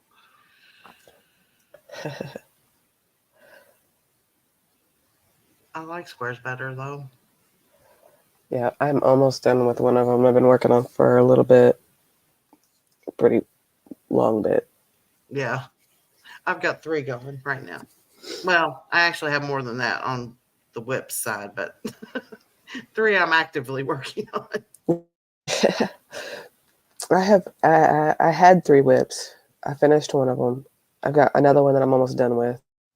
I have another one, but I keep kind of putting it off because it's got a ton of color blocking it. Oh, I hate color blocking. Yeah. Especially if it's like the background and it's just like all one color. Yes. I started like with a Scooby-Doo one and I probably won't finish it because the background is all yellow and I'm like, oh no. Yeah. That's how the Super Pet one was for me, man. All that background, that yellow, all one kind. I was like, oh my geez. I know. I hate that. I'm a confetti person all the way. Yeah, me too. All the way. The more colors I get in there, the better I am. Yes. I like And confetti too. that's why I start looking for, I always make sure when I'm buying one that it's one that is going to have quite a bit of changing because if I'm stuck on one color forever, I'm going to throw it in the trash. And Steph's single places. Oh my gosh. Oh Lord. I used to. I did at the very beginning. You can't do I what? do too. I can't single place. I mean, I did in the beginning too when I didn't know any better, Yeah. but then I quickly found out what those little plastic things were I was getting in my kits. Yeah. Well, yeah, and I have to have confetti. Mm-hmm. I like a little color blocking sections, but I don't want an entire color blocked diamond painting. No, like the whole background being one color. No. Yeah. And I tell you, those have you used any of the Diamond Art Club multi-placers, the metal ones? Yeah. I love those things. Yeah, I do too. So I don't have any of the new ones. They're great. I like them a lot. But I'm not gonna lie, I still also like the plastic multiplacers. Oh, I can't do those. No, I don't do those anymore. I Uh-uh. like both. Nope. Yeah, I press too hard. Yeah, I do too. And I'd then be bending and shredding them things. it gets divots in it really Yeah. easy. yeah, I go through them. I go Yeah. through, but I do like them. But I like the metal ones too. So Yeah. I was gonna say I can send you a whole bunch of them plastic ones. Me too. I have a ton of those things. I like the plastic things. I actually like. I feel like I like the metal ones from DAC with the squares, and I like the plastic ones with the rounds. Hmm. Uh, I never thought about that. We both give the same response. We go, we're not judging you, Jenny. No. sorry. No. The gears started turning. That's what that was. Wait I know a it's minute. weird, but I feel like the metal ones from DAC. I don't know. I just feel like they. I just like the way that they fit and stuff with the squares. I don't know. It's weird. But Yeah. then I really like the plastic ones for the round drills. I don't know. It's just I've tried every which way, I just do. Yeah. See, I'm Well, not it's the only one. Look, Spin says she agrees. Metal with square, plastic with round. There you go. well, it's whatever you like. That's good. That's I, cool. I, We're all I, right. I don't know if I could go back to the plastic ones now though, because I even got like multi. I got like 3 sets of metal ones now, and I got like the regular silver ones, got the rose gold ones. I got Yeah. I've Yeah. got a bunch of different metal ones too. Okay.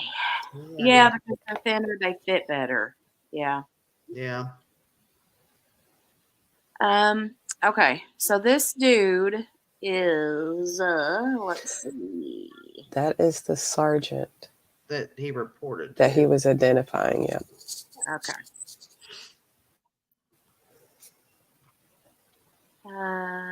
Daily log.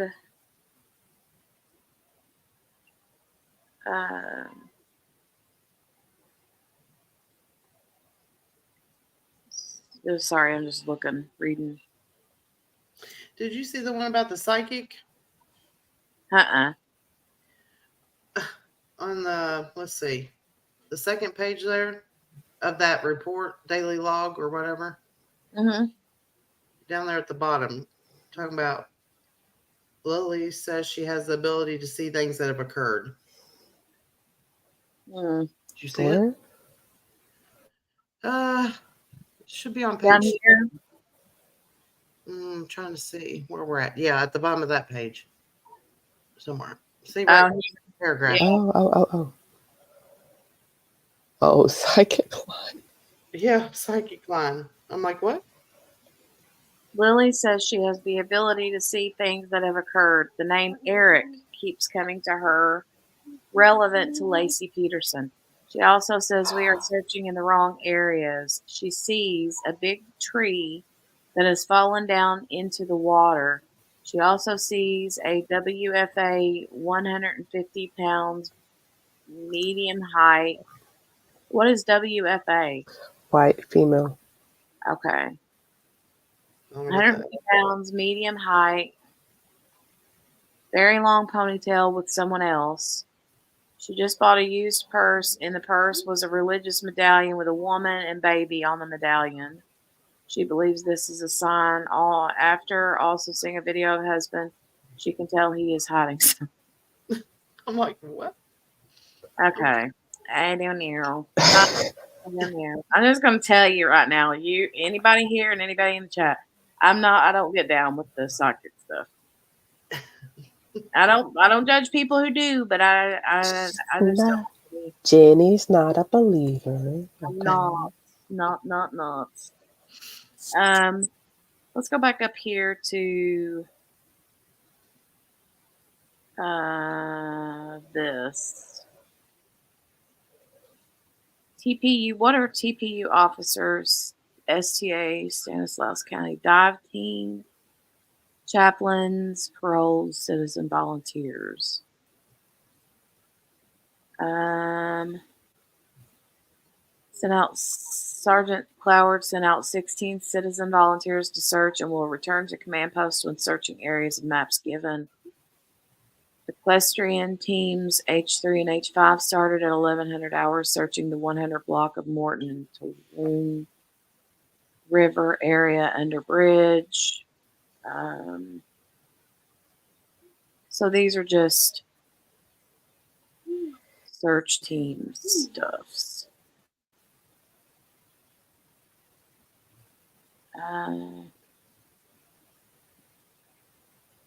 Let me know if you guys see anything importante. He said 6 days ago he observed a white tan van, white female, being pushed through a door by a white male. This occurred about 1,000 feet west of Faust Road, south side of Scenic along the fenced area. He said the van had 3 windows on the driver's side. The woman had black hair, red top, black pants. Man pushing her in the van seemed to look like a street person. And there was also an additional person in the van. He wants to be contacted by detectives and wants us to put the bolo out on the van. So this was just where that Maldonado is when he came to the command post or whatever, right? Yeah, the command post. Okay. Yeah. Because there's his at 5:00 p.m. He originally searched area of Kansas, Carpenter Road, and Highway 132. Oh, this is where he searched. Yeah. He and his wife said they would go check the Corral Hollow area off of 580 since this is the wife's route to work.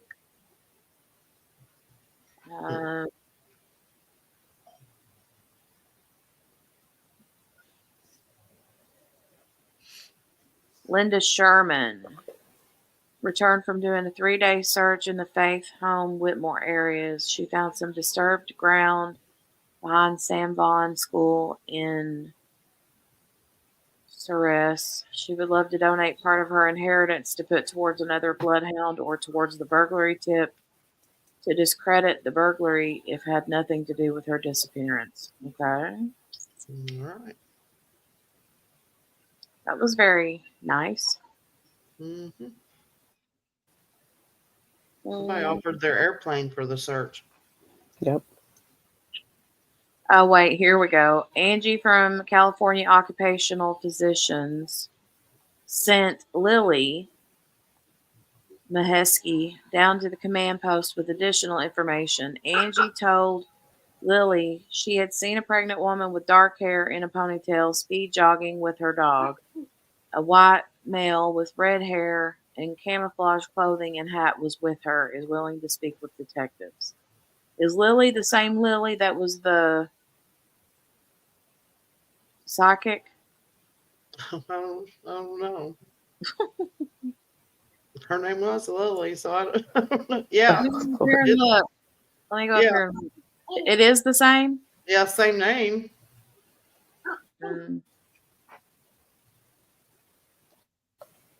Howard Rogers, it says, offered his airplane for the search.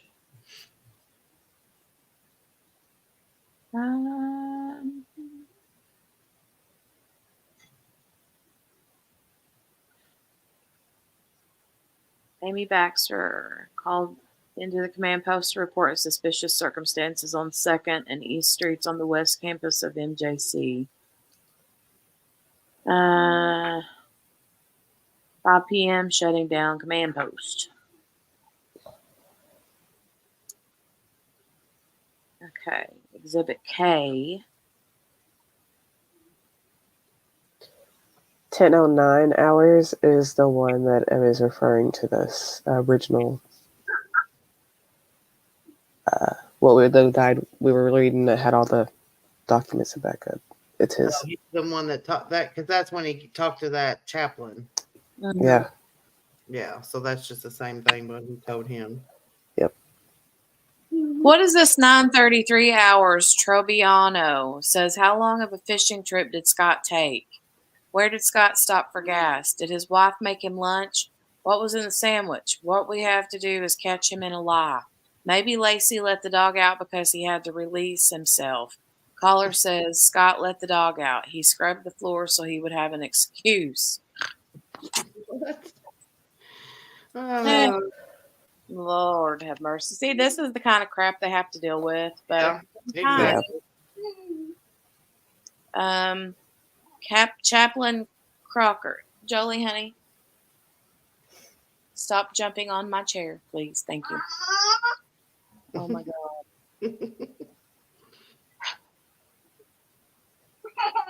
Okay,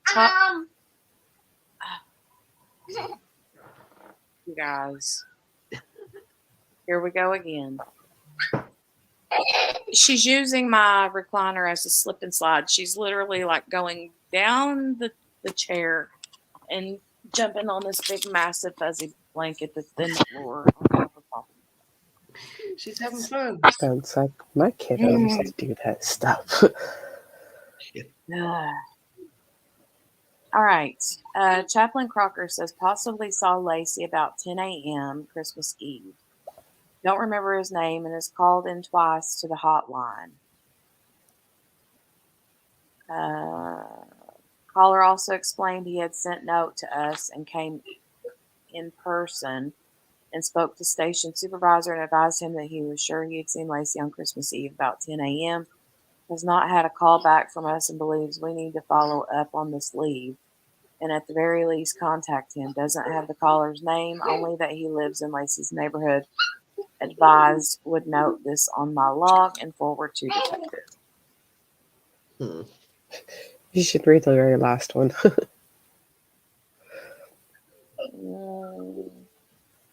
That's kind of like, The Detective Constable Sandy Courtney says Ontario Provincial Police. Information regarding Laci Peterson. This afternoon received a call from a woman named Lucy. Resides in London, Ontario. Yeah. What? You get people from all over calling people. Lord have mercy.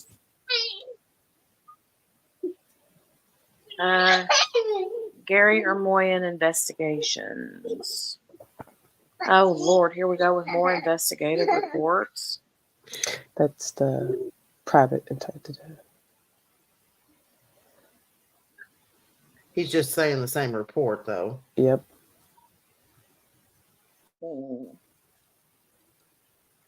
Nothing new? I don't think so. I think it's just what he reported to that guy there. Okay.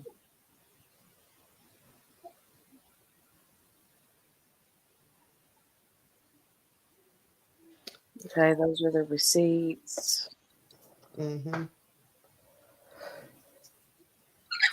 I've been reading a bunch from this. Yeah.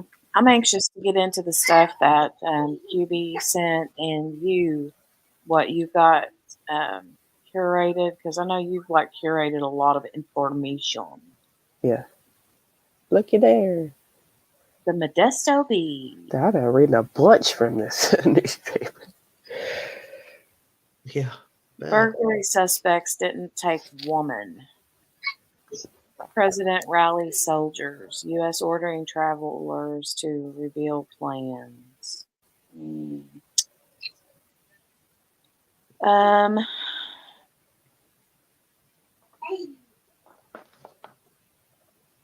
don't know. If we were to like make that bigger, do you think we'd be able to read that, or is it going to be too fuzzy? That's gonna be way too fuzzy. Probably so. That's what I thought. Nuclear crisis alarms nations. Oh, there's the two guys right there. Yeah. It's gonna have a more blown up image. Keep going. Yeah. There it is. Donald Pierce on the left and Stephen Todd on the right. So the Stephen Todd guy, he's the one that this investigator from ABC had talked a lot about. Now, did he say, Morgana, do you remember if the guy on the left, the Pierce guy, did he die? One of them did. I think it was him. Yeah, I'm pretty sure it was him.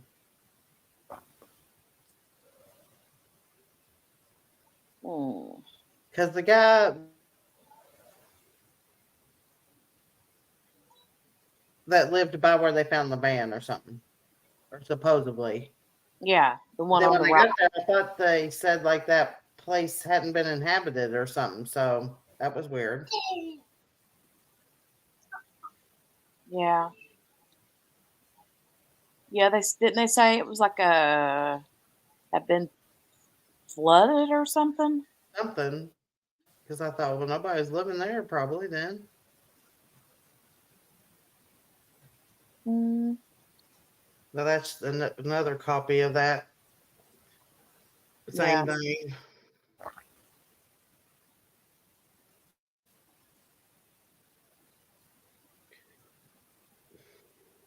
Okay.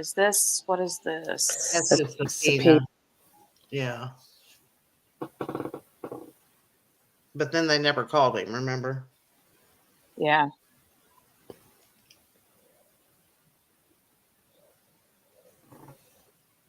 Okay.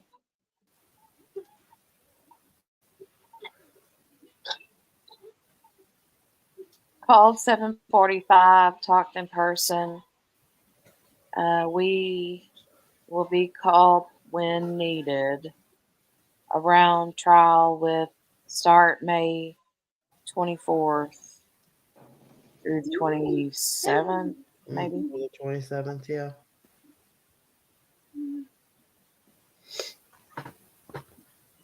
Okay, Exhibit P.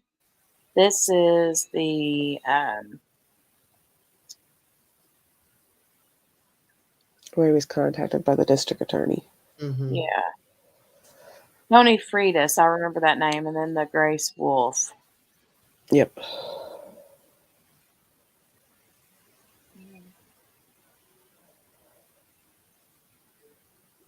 Oh, whoa! What's this? What page are you on?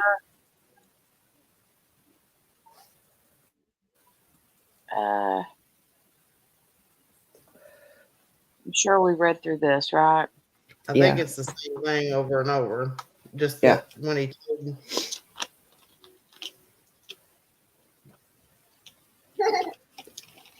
Yeah, I don't think we get down to anything new until we have a declaration of Tony coming up.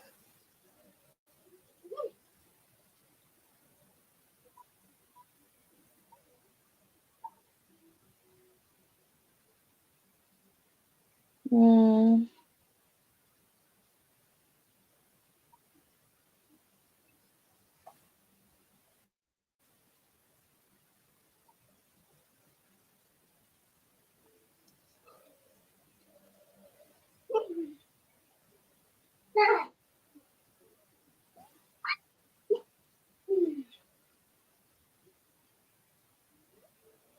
I'm just scrolling. scrolling. I was like, what are these pictures coming up that you're getting ready to go to? I was like, what? Oh yeah, these Remember? these are all the like pictures. I think that they showed some of the different Yeah. witnesses, Of the dogs and the lady. Yep. right, to see if they could identify who they actually saw, right? Right. Yep. 'Cause this girl's got like hair that's longer than Lacey's, I think, Mm-hmm. and it's a different dog completely, right? Right. And then we have this man and woman here with a baby stroller. There's all kinds of them. Well, I mean, I know. I'm like, why is this one even Yeah. like? they didn't have a kid. So, Yeah, I don't know.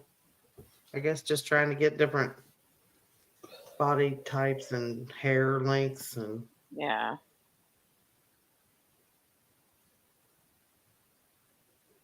There's the blonde with the big old, I don't know what kind of dog that is. It looks like part Rottweiler. mm,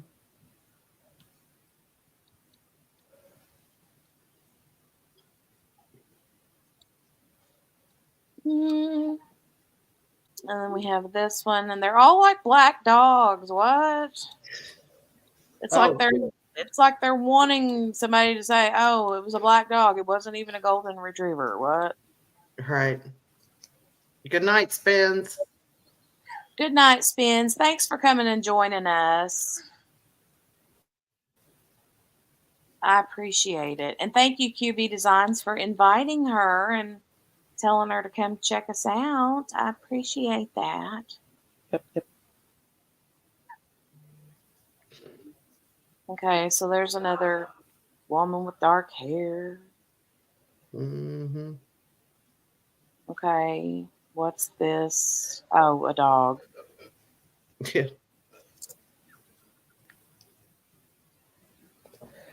Okay, what is that even? I mean, like what? It's a Can't picture of a even see person. this. Like I'm like, what? this is what someone looks like in the dark. Oh,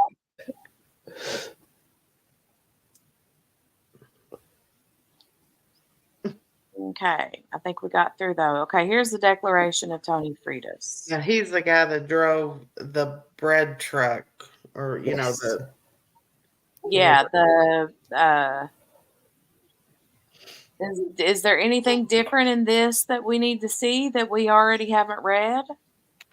I don't know. I didn't get all the way through it. Let's see.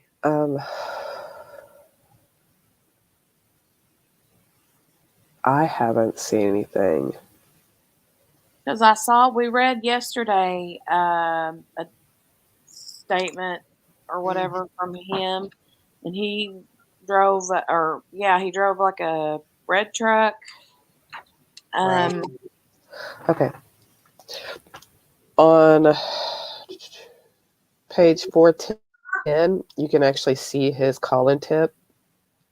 If you kind of just want to jump to that, Okay. because that's going to give you a summarized version of it.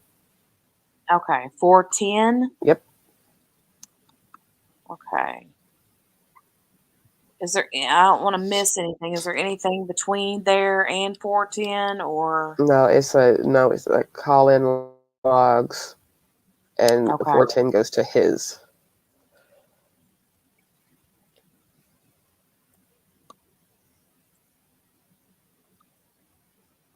I love the one under his, right under his Right.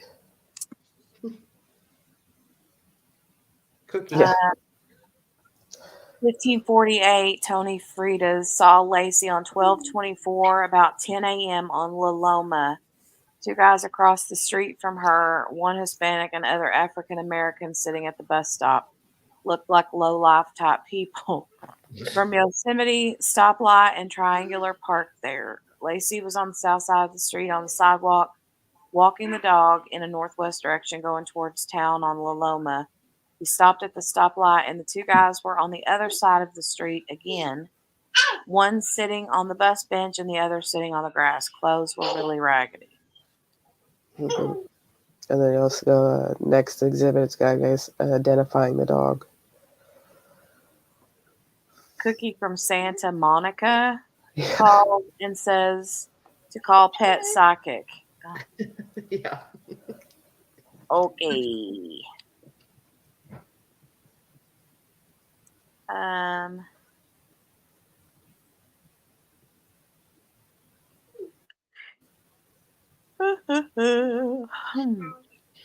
I'm getting sleepy, guys. Mm-hmm. Exhibit B. It's that same picture of that dog. Well, that's their dog, right? Right. And that's the one he picked out of a bunch of Yeah. dogs, or what? Yeah. Okay.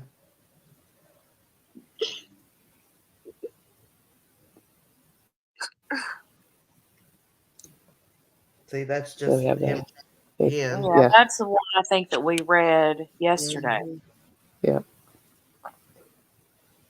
Now, what's that picture of this guy? Is that Exhibit D. I was gonna go exactly see what it was. That is Exhibit D. Lee said you're tired because it's late after all.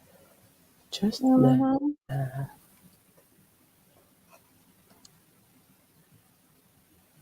Yeah, so I'll tell me what that's a picture of. Okay. The attorneys had asked him to review a video clip of what appeared to be Mr. Whatever interviewing me in May 2003 to verify that I'm the individual in the video. I confirmed that I am that person being interviewed by Gary Armano, whatever, in the video clip dated May 21st, 2003. A shot from the video the attorney showed me is attached as Exhibit D. So that's this fella. And the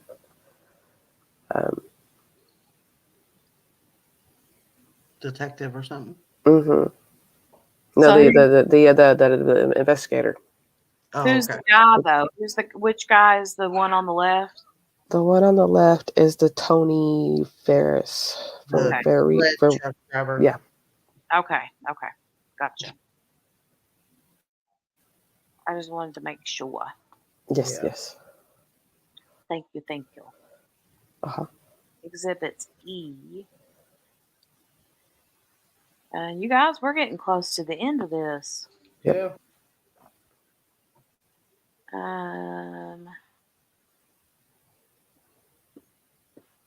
What is this?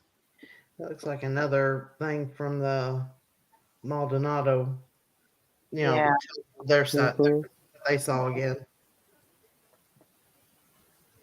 Okay. Yeah, dog and a very pretty woman. Yeah, we went through that. Mm-hmm.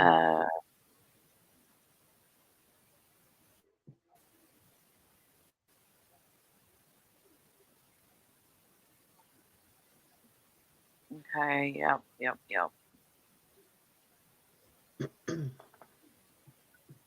That was all him and his wife. And then Tony, the bread guy, and they're talking to him again. Is there anything new? I mean, is there anything between here and the end that we need to look at?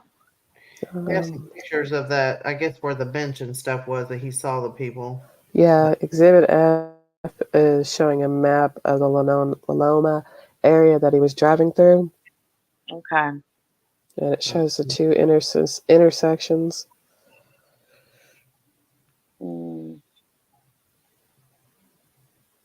Okay.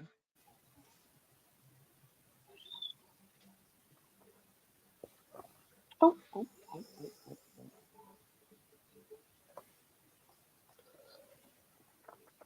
He said something about the triangular grass Yeah, so that patch. must be it. Yeah.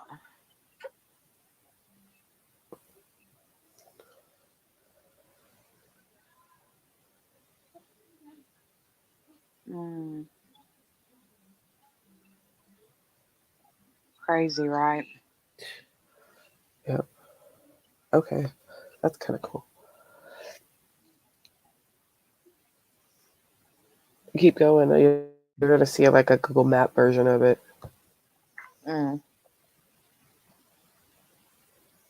Oh, okay. And the portion that he's referring to is kind of under the tab that says restaurants. Okay, yeah, I see the grassy X. triangle. Yep.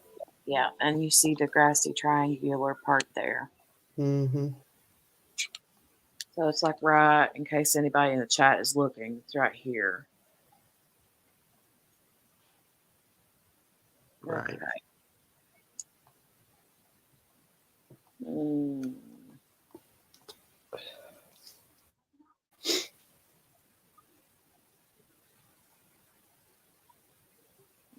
G is another declaration of Tony Freitas. Yep, the same, I think, Yep. thing over and over. Yep. That's coming to the end, too. Yep. Mhm. That takes it all the way to the end. The last thing. All right. Okay. Well, what's it say here? I was interviewed by a defense investigator.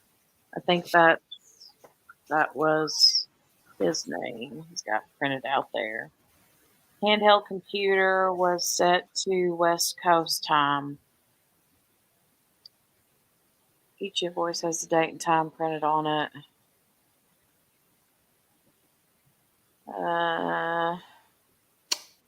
They were not helpful because sometimes towards the end of the year and the last week before Christmas, the company has to reset computers.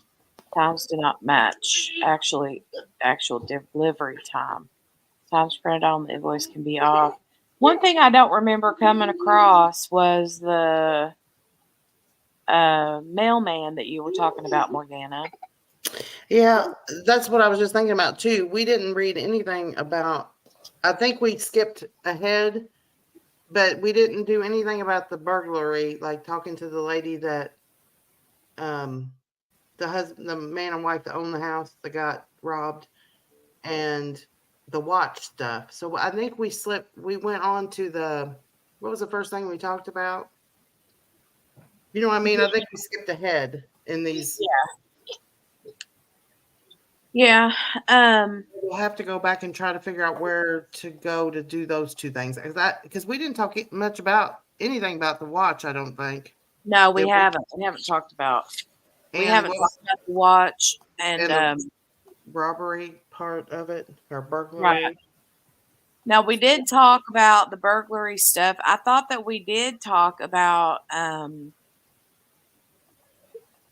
we got the declarations from because remember the one said that the police told her that the burglars were in her house for 3 hours. Right. But there's a more detailed thing that she gave, telling more about it. She has pictures of the back deck they were having put on, or a patio. Yeah. Yeah. I remember seeing that, but I didn't I don't think know. we talked about it online. I don't know if that's something, those two things we want to do for the next time whenever we come on. Yeah, I want to do that. And I want to start diving into the stuff that JB and QB. Right. Yeah, JB and QB have yeah. Press Control and F at the same time and type watch if it pops up with the find function. Okay, let me try that real quick. Hold on. Where is my control button? Hold on. Okay, Control F. The declaration of Susan Medina that has those photos and everything that you guys are talking about, it starts on 186. Yeah.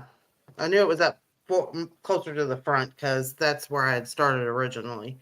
Yep. But I didn't know if you wanted to do that whenever you're going next. Yeah. I'm trying to see if it's not working. I don't know. It might be because I've got this streamed or it's sharing this tab or something. I'll have to try it again. Okay, JB. What? Didn't you just yawn? No. Oh, maybe it was Morgana. Morgana, was that you yawning? No, I didn't. Oh, well, I swear somebody yawned besides me. No. Nope, it was you. Sorry. I can blame for stuff I didn't do. I thought that I yawned, and it made you yawn, and then I was yawning again. Nope. I think she may have just been breathing. Oh, Kayleen said it was me. Stop it, Kayleen. Yeah, the big crew, right? QB and JB. JB and QB. Um, when will we do that? Next week, since you have your live stream tomorrow and Abigail's birthday Friday. I know. I'm going to have to think about that or change the times. Because tomorrow's Wednesday or tomorrow's Thursday Mhm. night, and that's my Yeah. Yeah. Yeah. live stream night, and then Friday night is Abigail's birthday live. So Right. um, we'll have to either wait till next week or do it in the like evening versus night, maybe during jury deliberations tomorrow. I'm not ready to get my stuff out that far yet. Yeah. I'm with you. Um, Whenever you want to do it, just yeah, you need to chill out, Jolie. Yeah, I think you hurt your knee. You need to stop. She is literally diving off the recliner onto this big thick blanket, like headlong diving. oh my Okay, gosh. and I heard a big thump, and she stood up and she went ah. And she Don't talk about it. rub some dirt on it. You'll be good, baby. Oh my Um, gosh. Well, you'll have to send me those things that QB sent you too. yeah, Yeah. I will. Where you got. I'll do that.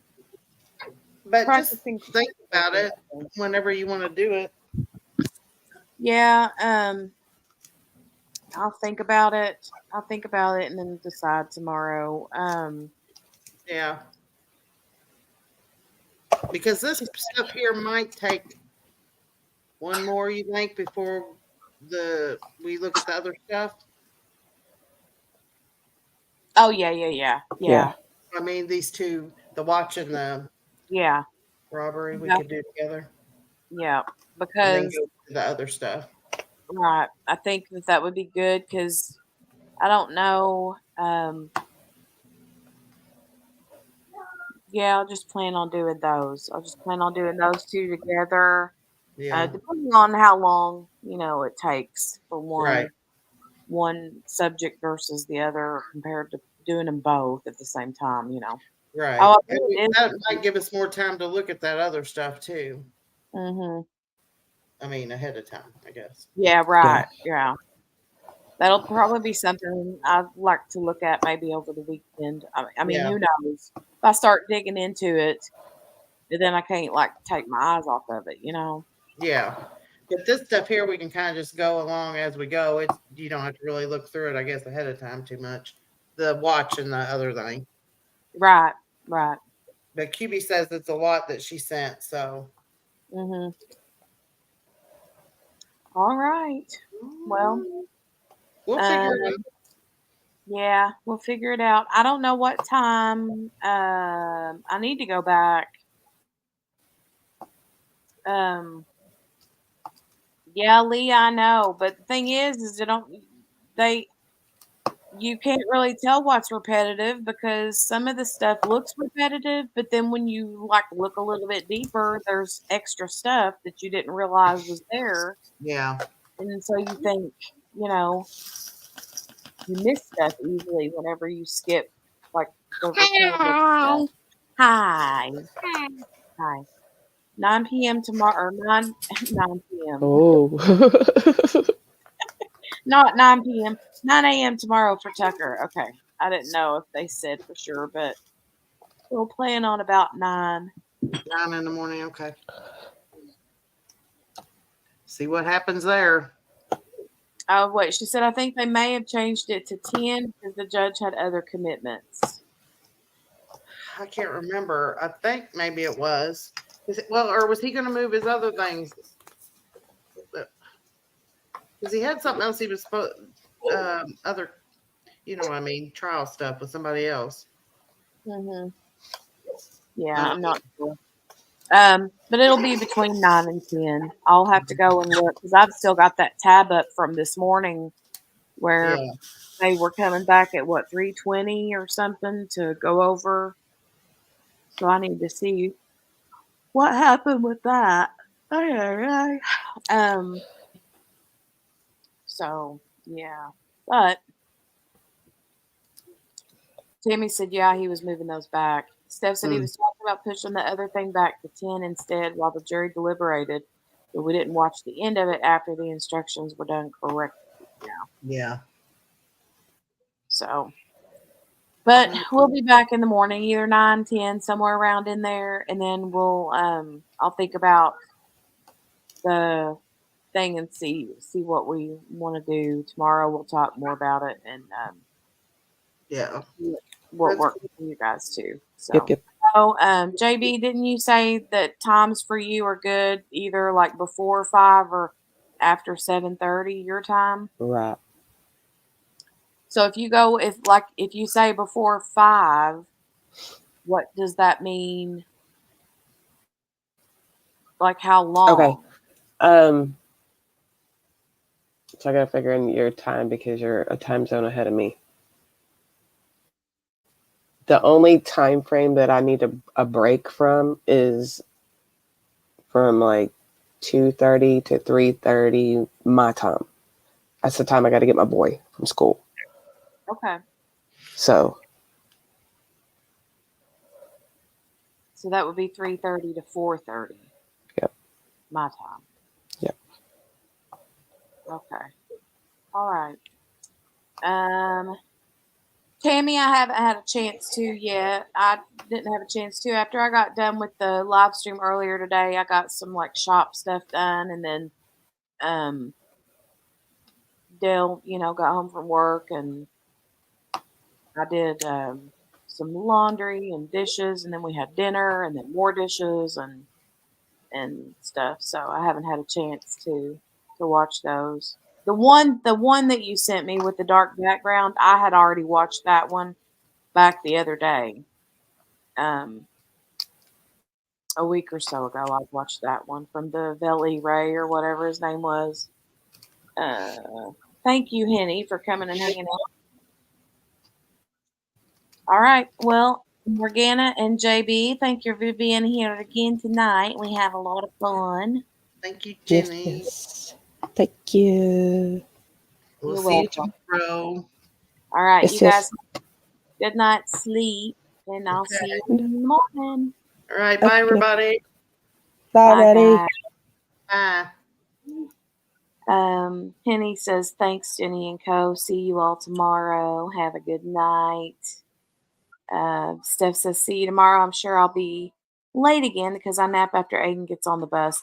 Honey, I used to do that too. Now, I get Eli up, well, no, I get up at 5:30. Um, and then usually that's when I'll get some shop stuff done, diamond paint, that kind of stuff. And then um, laundry. I usually put a load of laundry on in the morning. And then whenever he gets on the bus, normally I would have gone back to sleep, but I don't anymore because these trials are, happening. So you guys are going to have to be on your toes, though, deciding what trial you want to do next because I'm not sure about the pizza delivery murder retrial. I think that one is going to be difficult to watch because they're breaking it up into so many chunks. And a lot of the witnesses are not even, they're like opting out of being videotaped and audio recorded. So some of it's like broken up and it's like hard to follow along. So, but yeah, we will. I'll give you options tomorrow when we look at a few different things. So, you guys have a good night. Thanks for joining, and I will see you in the morning. Give the video a thumbs up before you head out, and I will see you all later. Bye. Say bye, Jolie. Bye. Love you guys. Bye.